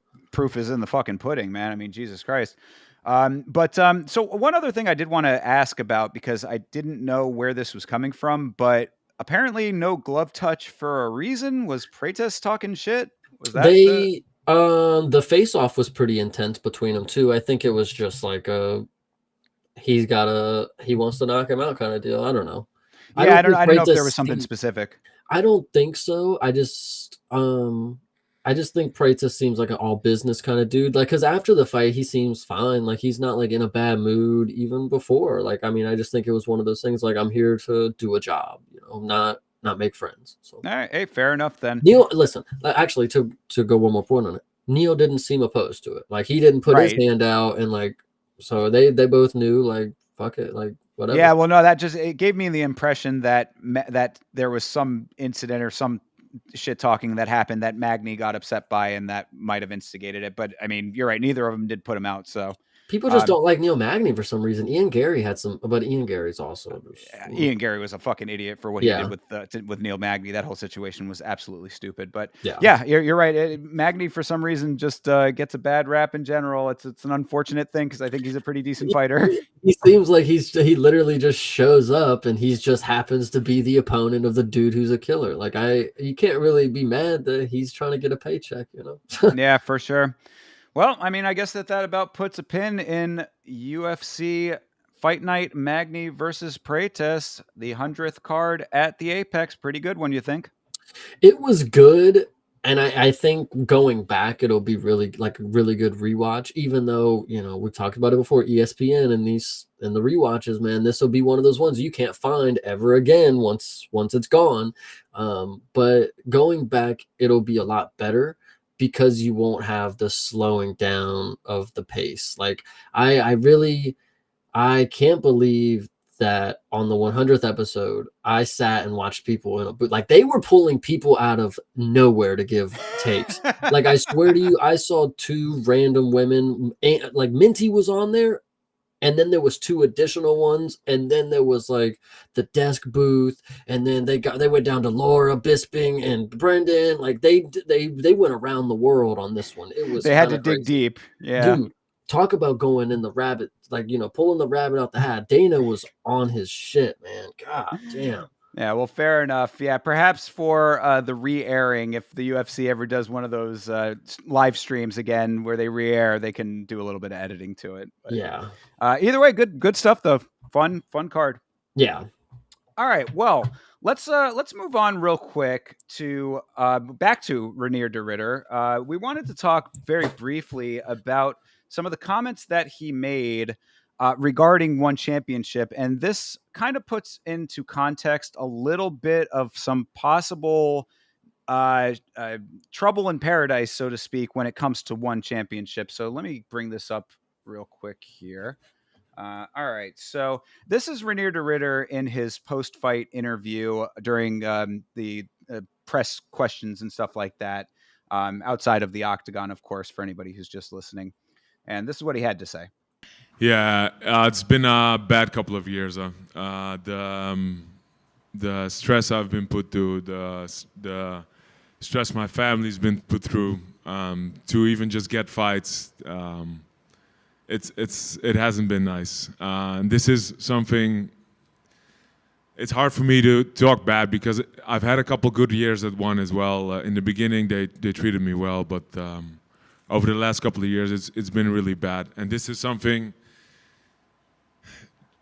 I feel I have to do for other fighters. If you think of signing with one championship, don't.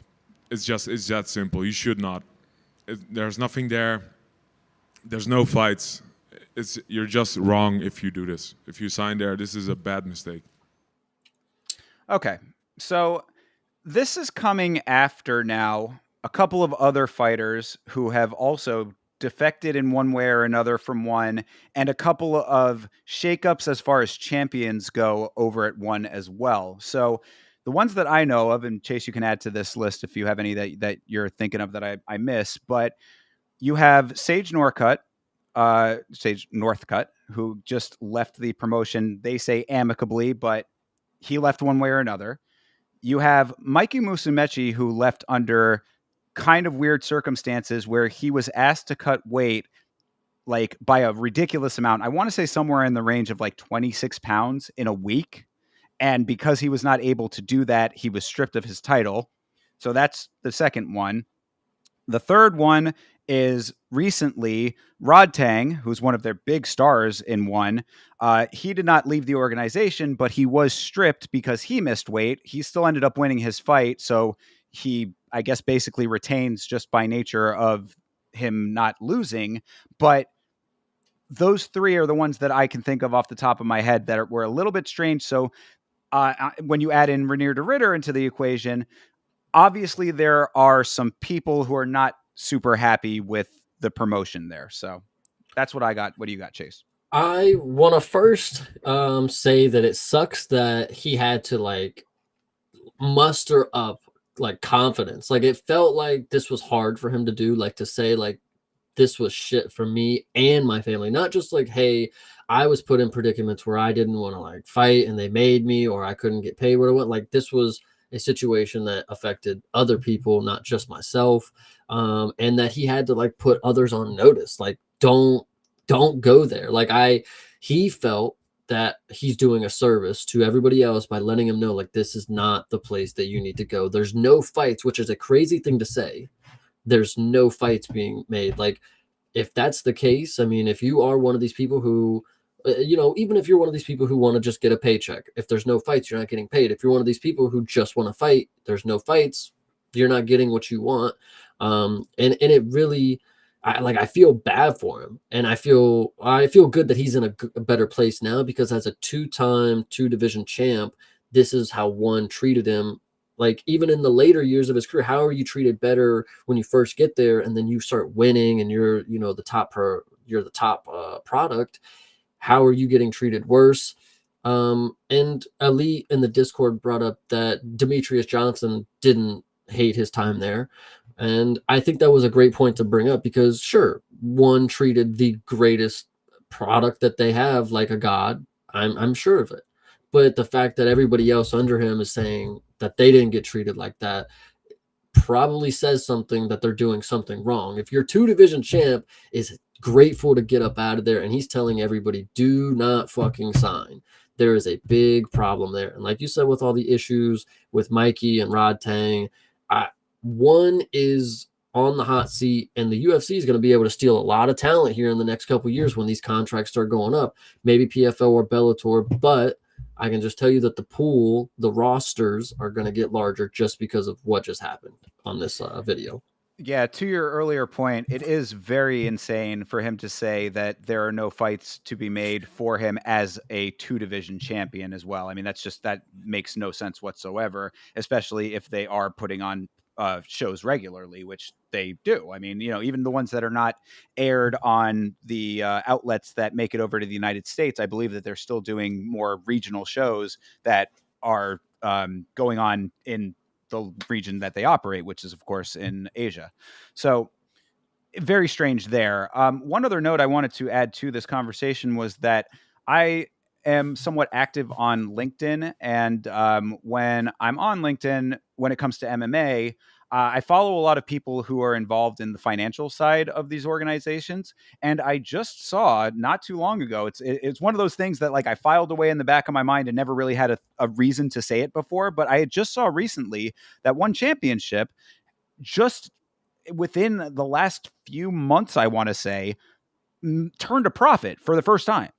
Like they had been they'd been operating in the red for the entire time that they had existed up until very recently. Now that's not unusual when it comes to the fight game to operate in the red for a while you're getting your footing and stuff, but one's been around for a little minute. So, I mean, it's a little bit interesting that just now they're starting to turn a profit. And also just now, these types of situations are starting to all somewhat happen within the span of a year, I would say. I mean, less than a year for the situations that we were talking about. So odd in all of that. And I mean, there have been a lot of rumors about one. I kind of shrug that stuff off. People saying, "Oh, one is a money laundering operation," like that kind of stuff. I mean, generally, I don't like pay much credence to that kind of thing, because that just sounds to me like people just talking shit on the internet. That's like a bunch of yap. But now you're starting to see the actual fighters talk about this stuff. And the point that I had made when we were talking about this a little bit in the Discord is that if you start seeing these types of messages come from the fighters that fight locally to the region, the fighters that are fighting out of Asia, train in Asia, generally of Asian descent, if they are starting to say these things, then you're going to know that there is a real problem. This is already a problem, but that will be a death knell kind of situation if your local guys are saying that as well. I think the UFC, for the longest time, they've been, I said it earlier, the mecca of the sport. Like, if you're the best of the best, you go to the UFC. But I think with this right here, knowing that one of these promotions is a lot lower in regards to where the fighters want to rank where they would be, I think the UFC might be opening the doors a little more to not the best of the best, but we're still taking the best of what one or these other promotions had at the time. Because if the money's looking like that and they can't pay, if they're not getting the fighters that want to fight, or the champions fights, then clearly something's up. And the money's not moving right, because those are your highest ticket sales. If you're only selling the lower promotion guys type of deal, like if your 2 division champ is saying he doesn't get fights, then you're not making money for 2 divisions of champions. Like, that's only, you're just filling up prelim spots and people who aren't the highest level of the competition, and nobody wants to see that, especially in these promotions. Like, We want to see the best. So I don't know. Yeah, I think that this is going to be an interesting thing to keep an eye on. I'm definitely going to be more conscious now of keeping up with the financial side of the sport as far as the outlets that I consume. So I will keep you posted if anything new comes out of this in that regard. Which is, I really think that my biggest takeaway from all of this is that it's very unfortunate that this is happening, because I am very much an advocate for variety and choice when it comes to the landscape in all regards. I mean, that's just a free market principle. You want to have competition in the marketplace to breed the best product for the consumer. So, um, I am a huge fan of the one promotion. I think that in some respects, I actually like one better than the UFC in some respects. I mean, obviously the UFC, the talent level and, the prestige and all of those aspects are definitely there, but the fight quality in one is very high often. I mean, me and Vitzking will tell you time and time again, he prefers one to the UFC. So I think that this is an unfortunate sign of problems in that promotion, if this is all the case. Honestly, but you're probably saying exactly how it is. These dudes put on great fights because they're probably scratching and clawing for everything that they get. Yeah. And if they're in these areas, Asia or anything around the Asian descents or whatever, maybe they aren't the understanding how much power they have over one right now. Maybe they're not leveraging saying, "Hey, you just had a two division champ leave and say you guys are shit. So where's my money? Because I'm the highest paid ticket right now." And if they're not able to get that point across, then they're going to keep getting lowballed, and then they're going to end up leaving, and then have the same message: "I wasn't getting fights. I'm not getting paid what I was. Blah blah blah blah blah blah. It was bad for me and my family." So Yeah, and I mean, and this does go back to a point that was brought up on a watch along, many months ago when I was talking to Vitz King about one. I think we might have even been watching a one card, saying, it's interesting. This is, of course, in the context of the time. We're like, it's interesting that you don't see more of these Muay Thai guys coming over to the UFC. It's interesting that these guys stick with one. I mean, obviously, if they're from the region, they fighting locally makes sense to them to an extent, but it's like, why don't they just come over to the UFC? I mean, there's obviously opportunities there if you go out there and pursue them, especially when you're fighting Muay Thai. Often these records are insane. I mean, some of these guys are, fighting with like 57-12. You know what I mean? Like the amounts of fights that these guys are taking is just nuts. Perhaps there's some merit to what you're saying there. yeah. You So know? I mean, it is an interesting situation. Unfortunately, watching this video, like I really did feel for the dude. It's not many times that like you watch people talk and they just have something about them that like makes you want to listen to them.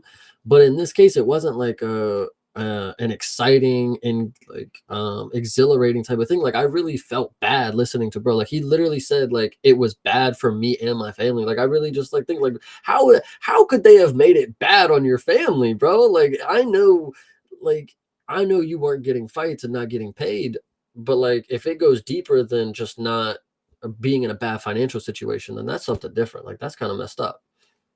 Yeah, for sure. So, I mean, I guess that's about it for right now when it comes to all of this. Just to recap, we have a bunch of fighters that are not happy with the promotion after having left. We have a couple of champions that are stripped, and that's a little bit of a situation as well. There have been rumors about one being in financial straits for quite a while that maybe have been brushed off in the past. Perhaps it's time to look at those a little bit more closely and, you Just know, turned a profit.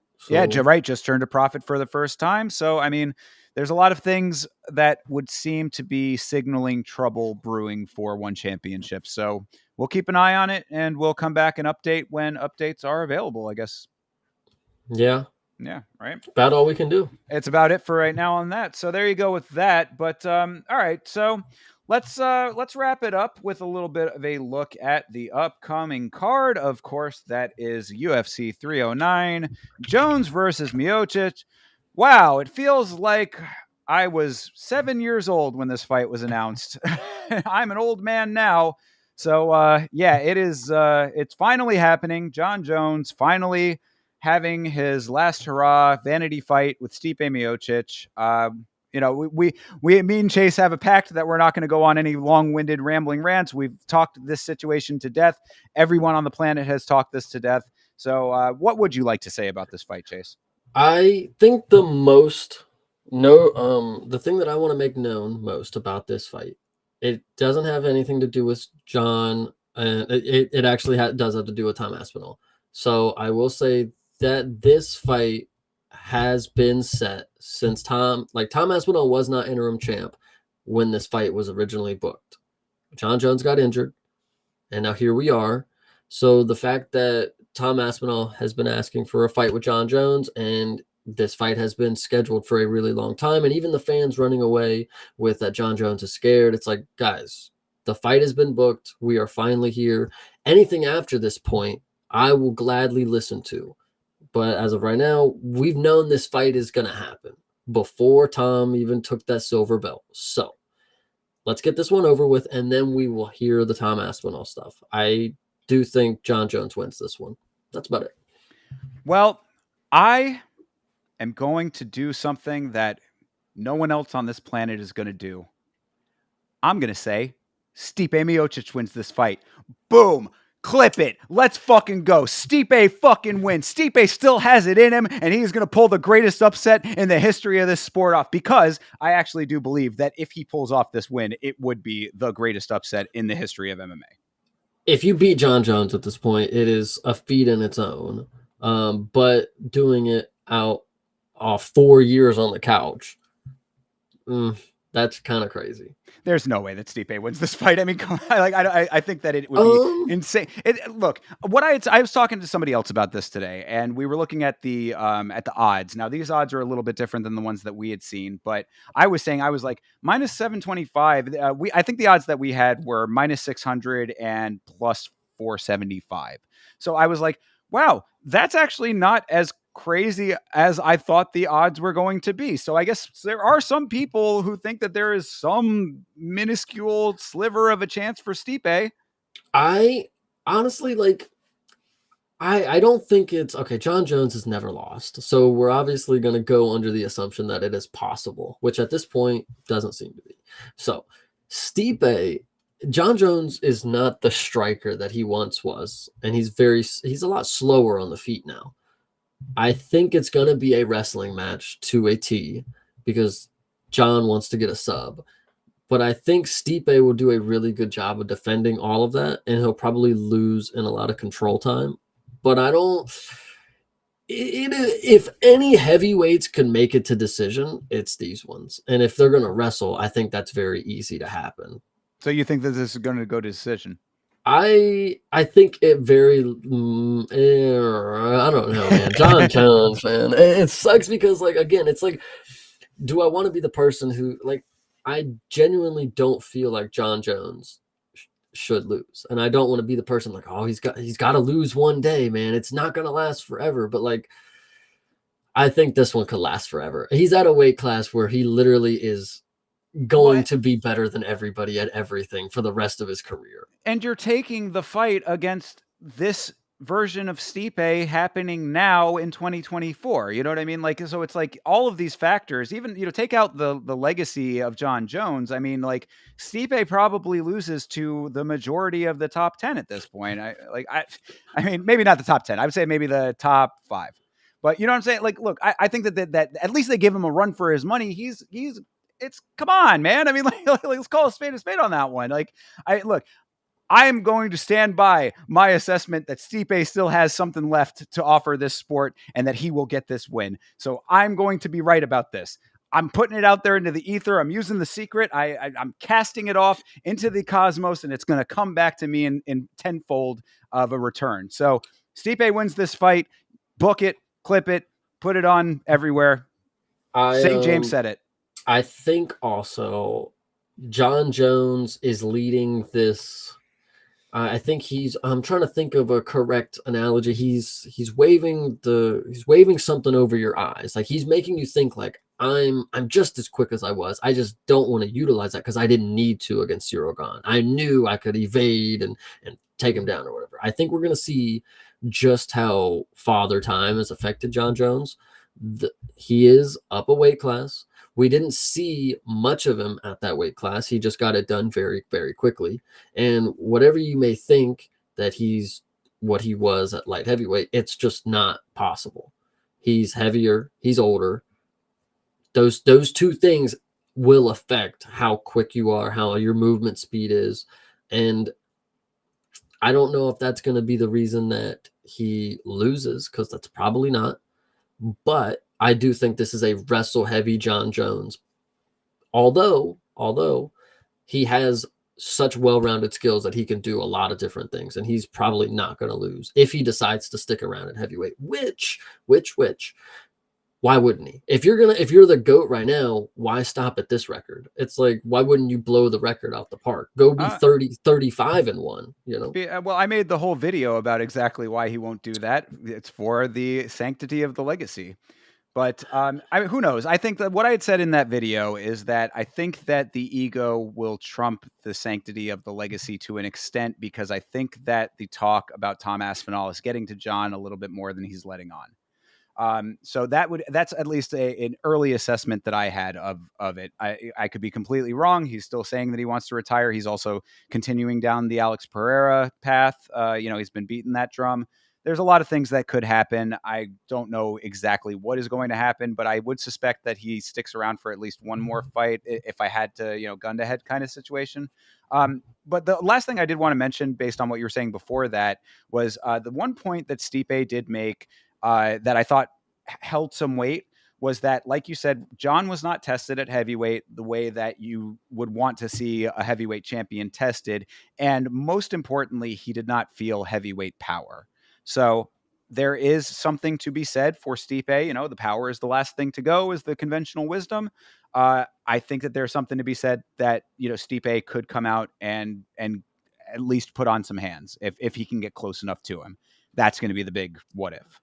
I really would like to believe that if John Jones wins this fight, he's not retiring, because there are two people left. He wins this when he's 28-1. There's two people left on the list, Alex, Tom. If Tom is able, he would do that. What he would do, in my opinion, he would not retire, plan on fighting Alex, figure that one out just to keep Tom waiting a little longer, just to see if he can even hold the belt for, whatever. And then he comes back around to Tom, evens it out 30-1, then you retire. That's what I would say. But in that scenario, do they strip him at heavyweight finally, or you're saying so they're going to make Tom Aspinall continue to be interim champion through all of that? That would be the biggest fucking slap in the face in the history of this sport, I would say. But listen, in theory, or in John Jones' mind and everybody who loves John Jones, Tom Aspinall's not really going to hold that belt for too much longer if you want to go down that road. He may, in theory, he loses it next fight, so who knows? All right. Well, a lot to chew on there, of course. And I guess we're just going to have to see what actually plays out in reality. So, I think that based on the conventional wisdom, it will go John's way. And then we're going to have to see how that tape goes, down the line. But like I said, you heard it here first. Stipe Miocic pulls the greatest upset of all time off in this fight. Yeah, there is a universe where Tom Aspinall is going to fight Stipe Miocic for the heavyweight title somewhere. Bingo. And that could be the very fucking universe in the multiverse that we're living in right now. So we'll see it. Who knows? But save ourselves from a longer rant, even though we weren't supposed to. I know. Well, yeah, I think it was an appropriate length rant. I think we did okay on that one. So, and I might have another one here for this one. All right. Well, moving on. This is Charles Oliveira versus Michael Chandler, which is still on. And there was this whole big rumor going around when all these fights were getting canceled and shifted around, and people were dropping out for no fucking reason, that this fight was off. Apparently, it's still on. So that's at least as of today. Yeah, speaking of, there was a fight that we'll talk about on this card that just got pulled, by the way. So Charles Oliveira, Michael Chandler, it is a rematch. I think this is going to be a fun fight because people don't want to remember that Michael Chandler won the first round. Like, he was beating up Charles Oliveira, and I thought it was very convincing. Yep. And then I would like to point out that Dustin Poirier was able to sub Michael Chandler. Now, if Charles Oliveira, the submission master, is not able to submit Michael Chandler this fight, I think Michael Chandler might win this. I don't think he's going to knock him again. I just don't see it. Charles Oliveira's power, it was already kind of questionable. Well, what I would say about this fight is that Michael Chandler did himself it actually cuts both ways, because I was going to say he did himself a disservice, but I think it's kind of a double-edged sword. He has been out for so long chasing the Conor fight that now people do not fully have the picture that he might have had in their minds had that fight either taken place or had he taken a different fight. The sport moves rather quickly when it comes to the fight by fight basis, and Michael Chandler has been on the sideline for quite a long time. If Michael Chandler comes back fighting the same way that he has fought since his entire time inside of the UFC, I mean, he back in Bellator, he fought with a little bit more control. He seemed at some point to decide, like he went the Justin Gaethje route and said, I don't care about being a technically sound fighter. I want to be an entertaining fighter. That's worked out for him as far as getting the fights and the money goes. So, I mean, that, whether or not he wins the fight almost is slightly irrelevant, considering that he goes out there and puts on the kind of fights that people want to see. So if he comes out here fighting like a bull in a china shop, as he often does, then I mean, there is plenty of potential for Oliveira to, snatch his neck. There's a bunch of different ways that it can go down. I mean, Oliveira had dropped him in that fight. You know what I mean? So it's like, obviously the power is there for Oliveira, at least at that time it was. And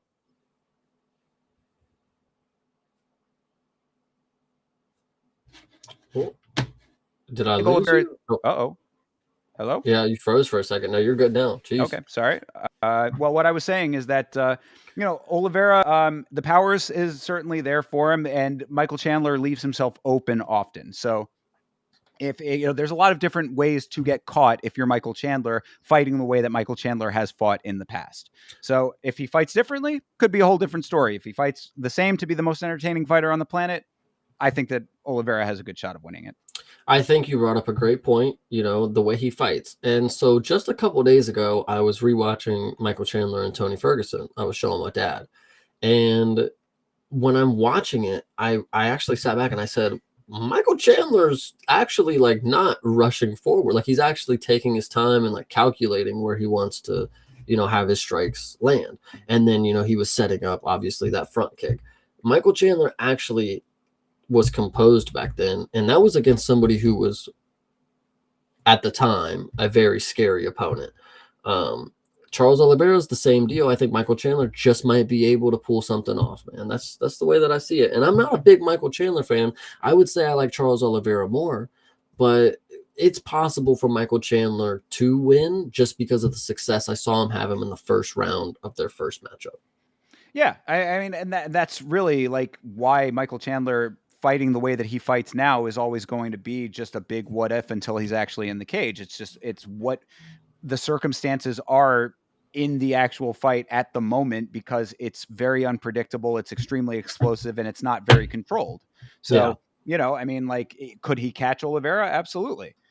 Could he get caught? Absolutely. That's what makes him such a dynamic fighter and exciting to watch, but not necessarily somebody that you want to put a lot of money on.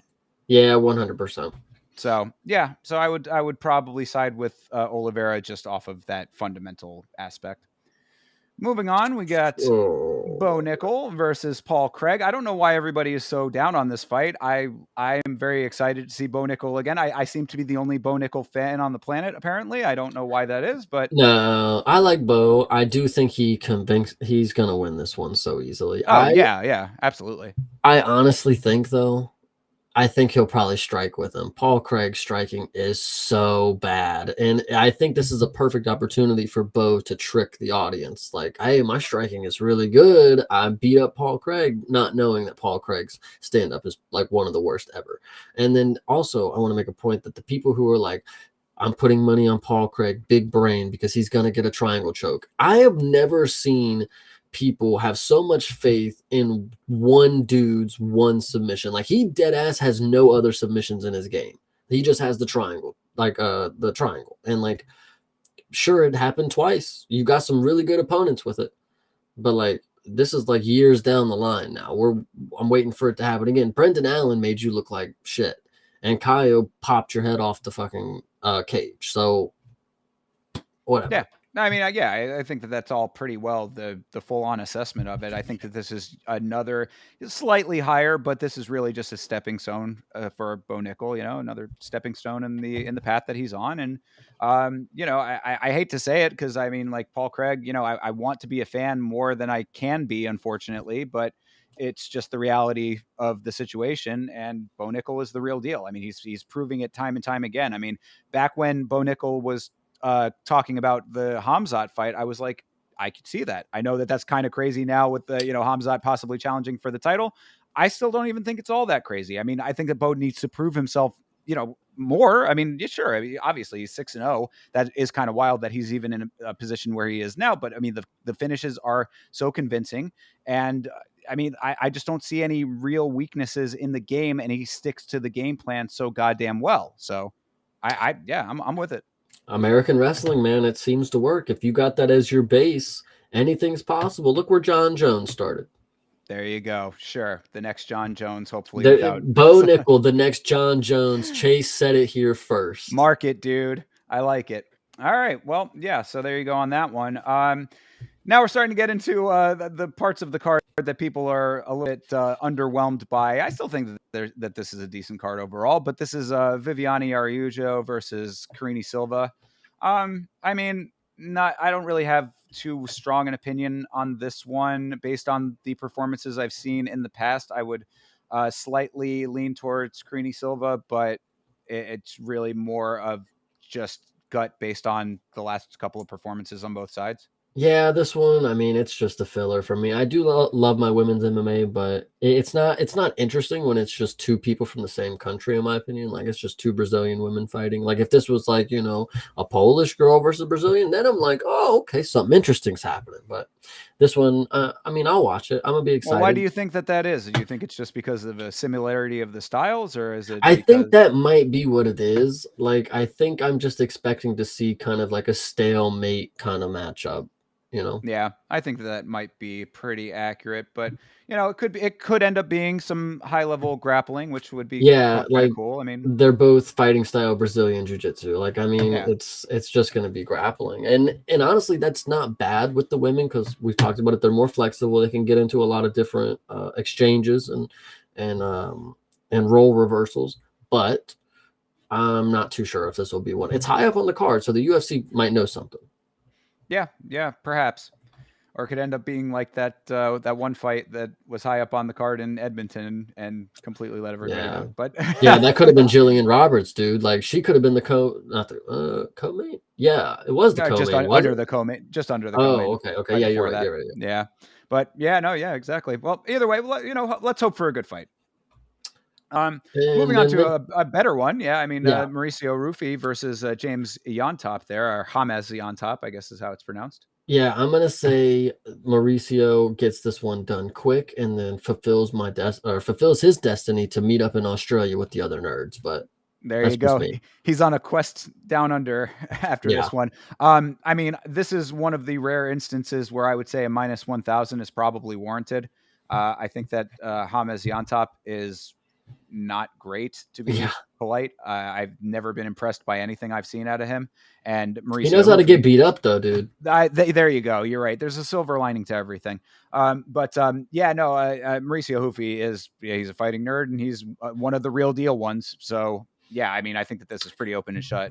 But to make the point, he is the fighting nerd that we've seen the least action from. So potential for him to get fraud checked, if that's what you want to say, on this is his only second fight, right? Is it his second? So contender series, then Jamie Malarkey knockout. Okay. Which honestly, Jamie Malarkey is kind of a pretty big jump for somebody right off the contender series. If you think about it, that's a name. That's not just somebody you'd be like, oh, that's a can. Which it was, but Mauricio Rufy, we've only seen him one fight, and yeah, he did some cool stuff and he finished, but potential that we haven't seen the full picture yet. What are the holes in his game? Where are we going to see like, this is the fighting nerd that doesn't have all the parts. This is the work in progress. I think that one thing that will be interesting in this fight is how much or how little he ends up using some of the more creative things that he likes to do, because he is one of those guys that likes to get a little bit, not wild. He's actually pretty controlled with the creative striking that he does, but he'll go for a sweep. He'll go for like a spinning kick that you wouldn't necessarily have expected at the time. So, I mean, he does kind of make it unconventional. I think that's a great point, because you that's a question of when is he gonna take it the most serious. I know that is a serious version of him, to have that creative and that yo-yo type of fighting style, that everything's on a string for him.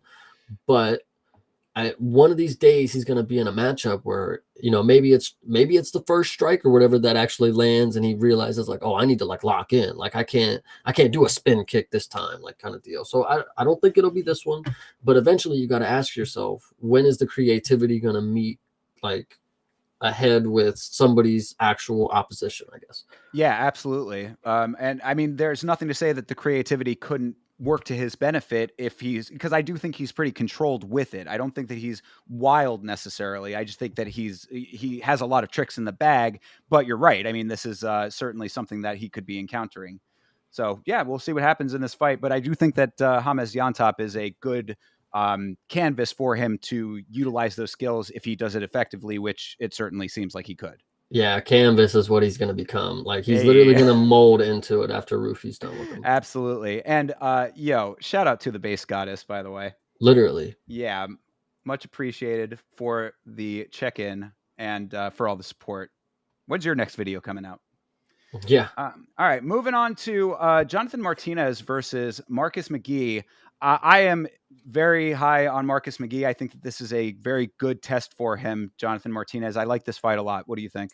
I think it is a good fight. I do also like Marcus Magny, but as we've known, he's old. Like he is somebody who got in here at a little too old, maybe, for how low of a weight it is.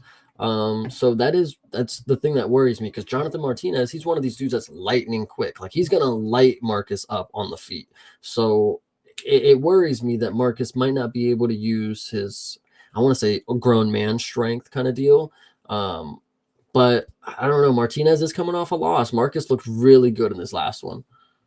Yeah, no, absolutely. I mean, and he's been looking good. Like that's the thing. I mean, like, I think that he is one of these guys that really locks in a way, like he's one of those dudes that, like, when they talk about the flow state in MMA, I feel like he has a very keen awareness as to how to get into that state early in a fight. So I at least based on the performances that I've seen, I think that he locks in very quickly in fights and then rides that out to a nice victory generally. So I want to also bring up that Marcus Magny, he has merch, and it is really, really cool because it's him, but I'm pretty sure he's got like a Ninja Turtle shell on, and he's like riding this. It's a really cool design for the merch. I really like his merch. All right. Well, on the podcast right now, will you commit to buying some of his merch if he wins this fight? Nah, definitely not. Can't do all that. Can't do all that, brother. Clip it and send it back to him, everybody. Make Chase feel the pain for that. He brought it up and won't do it. Yeah, Mark is gonna have to hook me up on that one, because the shirt is dope, but like just probably not worth $28 plus shipping. Like, like, come on, that's fair enough. Marcus Magny, sponsor of the podcast. We already gave you a free shout out there. Dead ass. Right on. All right. Well, so that actually, I guess before we move on, who do you think is going to actually win? I think the base goddess. Yeah, we think I'm going with Martinez. He's probably, I don't know. I think he's just in that right mind, right state. What am I trying to say? That he's in the right place, right time. Excuse me. I know the auto kind of thing, but I think he'll bounce back. Yeah, I mean, Magny is a slight favorite in this fight. I think Martinez is definitely a good dog. I'm gonna stick with Magny on this one personally. Yeah, him coming in at a favorite is pretty interesting, but I mean, hey, listen, 3 finishes in the UFC, so I can't really argue. And I will say that I will have a parlay with Martinez on it for sure. You know what I mean? It's one of those kind of deals that, I think that that's too good a dog not to have some action on for sure. 100%. All right.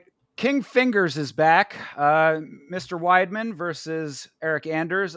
This is the new and improved Eric Anders, from what I understand. Eric Anders, I think that I had seen had been battling some addiction problems in his past, and apparently now is locked in and clean and sober. So congratulations to him for that. But going up against Chris Weidman, who has been a bit of a problem for people at times, of course, has had some problems of his own in the Yeah, lower part of his body. So what do you think?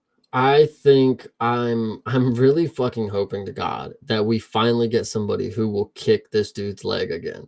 Brad Jesus Brad Christ, man. look. Brad Tavares came in here and did exactly what he needed to do, and nobody watched the fight apparently. Nobody watched the fight. Bruno Silva, he don't know. His nickname is Blind Otto, and he is now blind, and he was when they were watching film too, because it's the easiest thing ever. How do you not know Chris Weidman's leg is feeble? Like, you just have to fucking kick him in the leg, and Well, he's got a titanium rod in it now, though. he's I would not think. McGregor. He's not McGregor.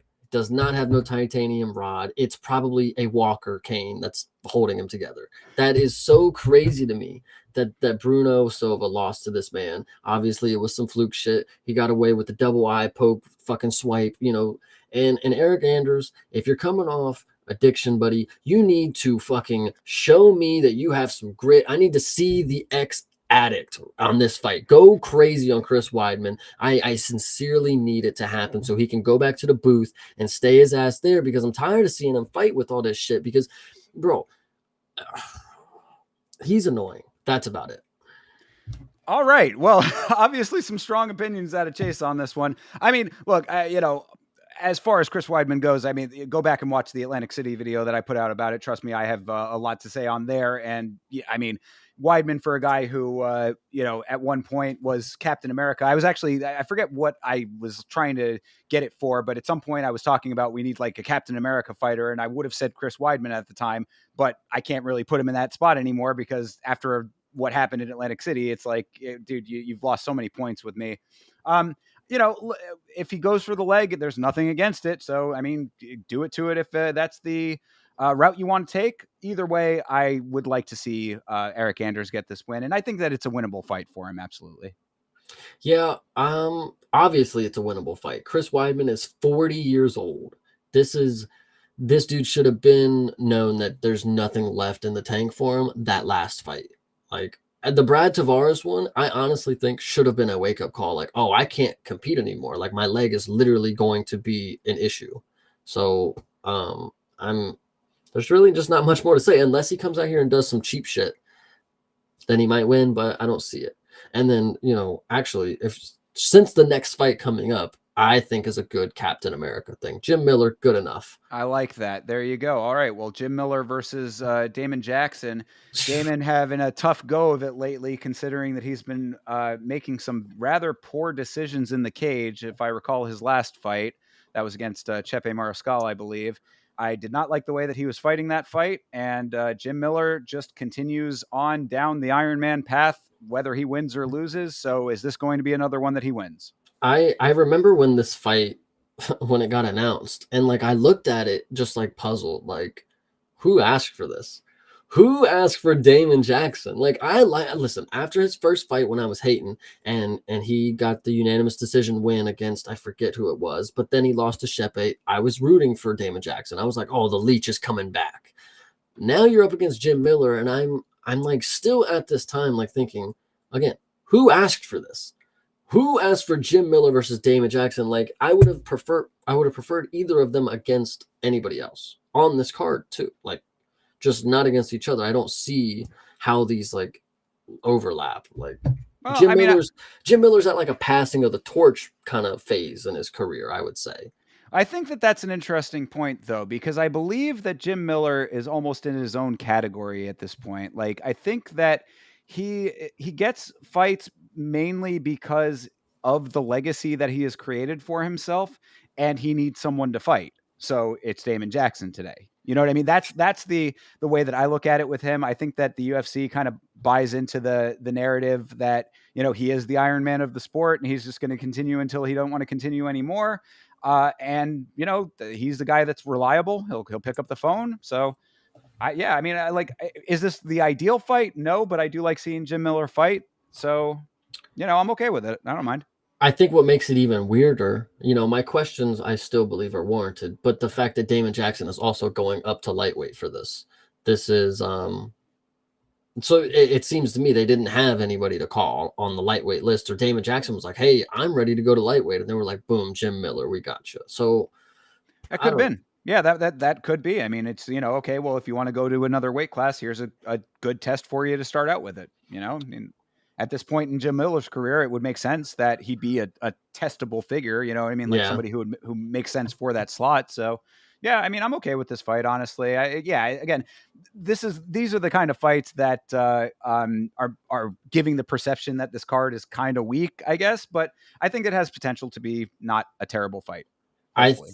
I also think I don't know if it's a missed opportunity. Because I don't know where the fan base was at. I loved Jim Miller versus Bobby Green. I love to see the warrior spirit out of Jim Miller kind of deal, like him not giving up, although he probably should have. This one, I don't think I'm gonna get that. I'm not gonna see like what Jim Miller is really like made of, or like what made his legacy that. Like Damon Jackson isn't gonna put that pressure on Jim Miller. He's gonna just wrestle with him. So Yeah, no, I agree with that completely. I mean, if Jackson fights anywhere near like he's been fighting, it has potential to be pretty boring. I hope that Jim Miller makes him strike. That's what I'm hoping. yeah, Jim Miller's got some good wrestling. That is like his base kind of deal. So interesting enough, he might be able to stuff and keep it on the feet. And if he does, Damon Jackson, he is younger, but the striking is clearly like not great. Like he just got bombed out of existence by Shepe. Like Well, and so, he was just fighting with like making low IQ moves in that fight. That was the thing that was most glaring to me. It's like, bro, you're going back to the well that is clearly dry. I mean, like you're time and time again going back to these takedown attempts that are not happening, and in the process, leaving yourself wide open to the side of the headshots, which were coming down in bunches. I mean, so it was just a poor conduction of the way that he was operating in the cage. So, I mean, Jim Miller has the opportunity to do the exact same thing if he gets into the exact same type of fight. I want to make another point in Damon Jackson's defense. We want to talk about his IQ in the cage, but he clearly has a business mind. He has mind for money. It's not that he's just taking another fight right after he just had one. It's the fact that he just got knocked out 3 months ago in August, however many as that is. And then the fact that he knew that he can't like take another fight against a heavy striker. So he's going to take a fight real soon after against somebody who has no threat to knock him out at this point. And I think that's really smart, because then, you could have sat out like, oh, I need to recuperate because I just got knocked out, or I can take a fight that I'm definitely not going to get knocked out. That's just a free check in that book. He's just going to wrestle and do what he does in sparring sessions. Damon Jackson, I see it, brother. I see the money mind. Well, and everybody knows that if you want a money fight, you call Jim Miller. So, Yeah. all Oh, right. Well, yeah, go ahead. So the next one, I was going to say, Yeah, this please. is the one that I just found out got canceled. Do you remember Lucas Almeida? Does that name ring a bell? Yes. Why do I remember Lucas Almeida? Because he was super impressive in the last time he fought. Like, who was it against? Oh, Timothy Kawumba. Oh, yes, the guy who fought Timothy Kwamba. Yes, I do remember that. Yeah. Yeah. So that was who was gonna fight David Onama, and he was the underdog. And I was thinking, oof, that's a good fucking dog, because Lucas Almeida is chef's kiss on the feet. So, but yeah, not happening anymore. I guess they're gonna look for something, but I doubt that's gonna happen. Yeah, we'll see if that TBA actually turns into somebody, but nobody yet. And then going a little bit farther down, just to go through the prelims a little bit here, the earlier prelims. Marcin Tybura versus Jonathan Diniz. This is the fight, of course, that was supposed to be, well, for Diniz at least, was supposed to be on Edmonton. That got rescheduled for this. He was supposed to be fighting Derek Lewis. That fight fell through, and he is now fighting Tybura for a higher potential ranking. So I am happy for him in that regard. What do you think is going to actually happen in this fight? I think Diniz is gonna knock him out. That sounds about good for me. I mean, I don't see any reason why not. Tybura has been around for a very long time. He's seen a whole lot in the cage. I would think that the youth will probably trump the experience on this one. Yeah. Even if it does make it to the second round, Diniz, he knows that I just got to get to the second round. Then it's back to the feet, and I'll be able to put on my striking. Sure. All right, Mickey Gall versus Ramiz Brahimaj. I hope that Mickey Gall is able to pull out a win at this point, considering that he's got to be in territory of getting cut, right? I mean, like Yeah. this is, it sucks too because his last fight, you saw that he really does fight with a lot of heart. Like he's one of those guys that does put it out there. It's just like in the last one, if I recall correctly, it was like he just started turning up a little bit too late in the fight, and it's like, bro, whether or not, whatever the case may be, you gotta win your fights, and 7-6 is that's not a good look. Yeah, I remember that this was kind of a close one that I think was I remember bashing Hafez, who actually is fighting under him on this card. That's who fought Mickey Gall last. And I remember not thinking Hafez was as good as he should be, especially to skate by on Mickey Gall. So we'll see. Both of them, I'm not really too sure if they'll put on a performance or not. And to go into that next one with Hafez and Oban Elliott, I said this a while ago. Oban Elliott in the hot seat. The Welsh fighters are on the hot seat. Mm-hmm. We've seen him kicked out. We've seen him retired early. So Oban Elliott, you're coming off 2 L's, right? Oh, what? No, what? I could have swore this dude fucking lost. What am I doing? I know Oban Elliott is that's the dude. He's on a win streak. Yeah, he's been winning. Well, good for him. Good for him. No hot seat for you, brother. If you lose 2 more, then we'll talk again. No, that's the dude that was on the Contender Series talking about how amazing he was going to be and how he wanted to fight everybody when he barely squeaked by on the Contender Series. I could have swore this dude, maybe because they were a unanimous decision. Maybe I don't think that these were unanimous, but either way. All right. Well, yeah, I mean, Basil Hafez is a dude who I think looked pretty good, if I recall, in some of his more recent fights. So I think that this is a good matchup, honestly. And yeah, I mean, a loss to Jack Della, that obviously ages well. Basil Hafez, the win over Mickey Gall, certainly, warranted, obviously, based on everything that was happening in that fight. So yeah, I like this. I think this is a good test on both sides. I'll slightly side with Hafez, but Elliott has been winning fights, so there's potential for him to pull out another victory here. Good deal. And yeah, and then last but not least, Veronica Hardy versus Eduarda Mora. Mora looked really not impressive in the last fight, and actually both of her fights, right? I think that she's fought twice now, and I don't remember. Yeah, right, against Denise Gomes, and in the fight before that where she won, I guess she finished. So maybe I'm just misremembering that one, but I just remember in that last fight I was not impressed in the slightest. So I think in that last fight, my notes for Moira is like she gassed out way too quick, especially for somebody who was 10-0. Like I was supposed to see like a killer. Right. And then she gassed out super quick and she had to rely on her wrestling, which ended up just being her holding her against the cage type of deal. Mm-hmm. But I do think she should get this win. She's a lot bigger. Like when I imagine like remembering Moira fighting, she was a lot bigger than Denise Gomes, and Veronica Hardy's shorter than her. So I'm going to assume the size is going to be pretty glaring, and Moira should be able to wrestle her around. But good BJJ for Veronica and Venezuela. Shout out my Venezuelan babies out there. Like, gosh. Chase is a fan. I am. All right. Well, so there you go. That is 309. Of course, we will be doing our individual watch-alongs for 309. You can watch me right here on the Yama channel. That is at Yama Show on YouTube. Also at Yama Show on Kick, Twitch, and Trovo. And Chase, I know that you can tell them where they can find you. Obviously, they can find me on youtube.com/@CPSmalls, and I will be doing, like you said, watch-alongs. Maybe some predictions videos will come out. And if you want to hit me up on Twitter, that's where I do only the chill stuff. It is at Creative Parts and PARTIN.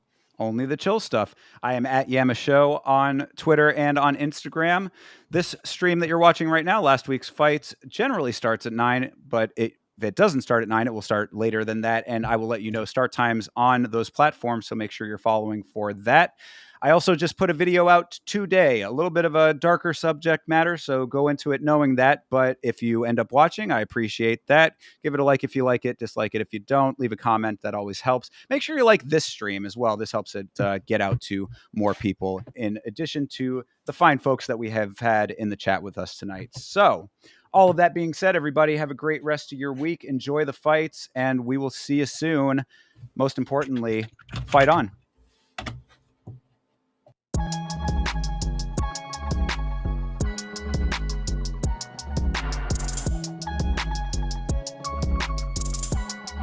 Change.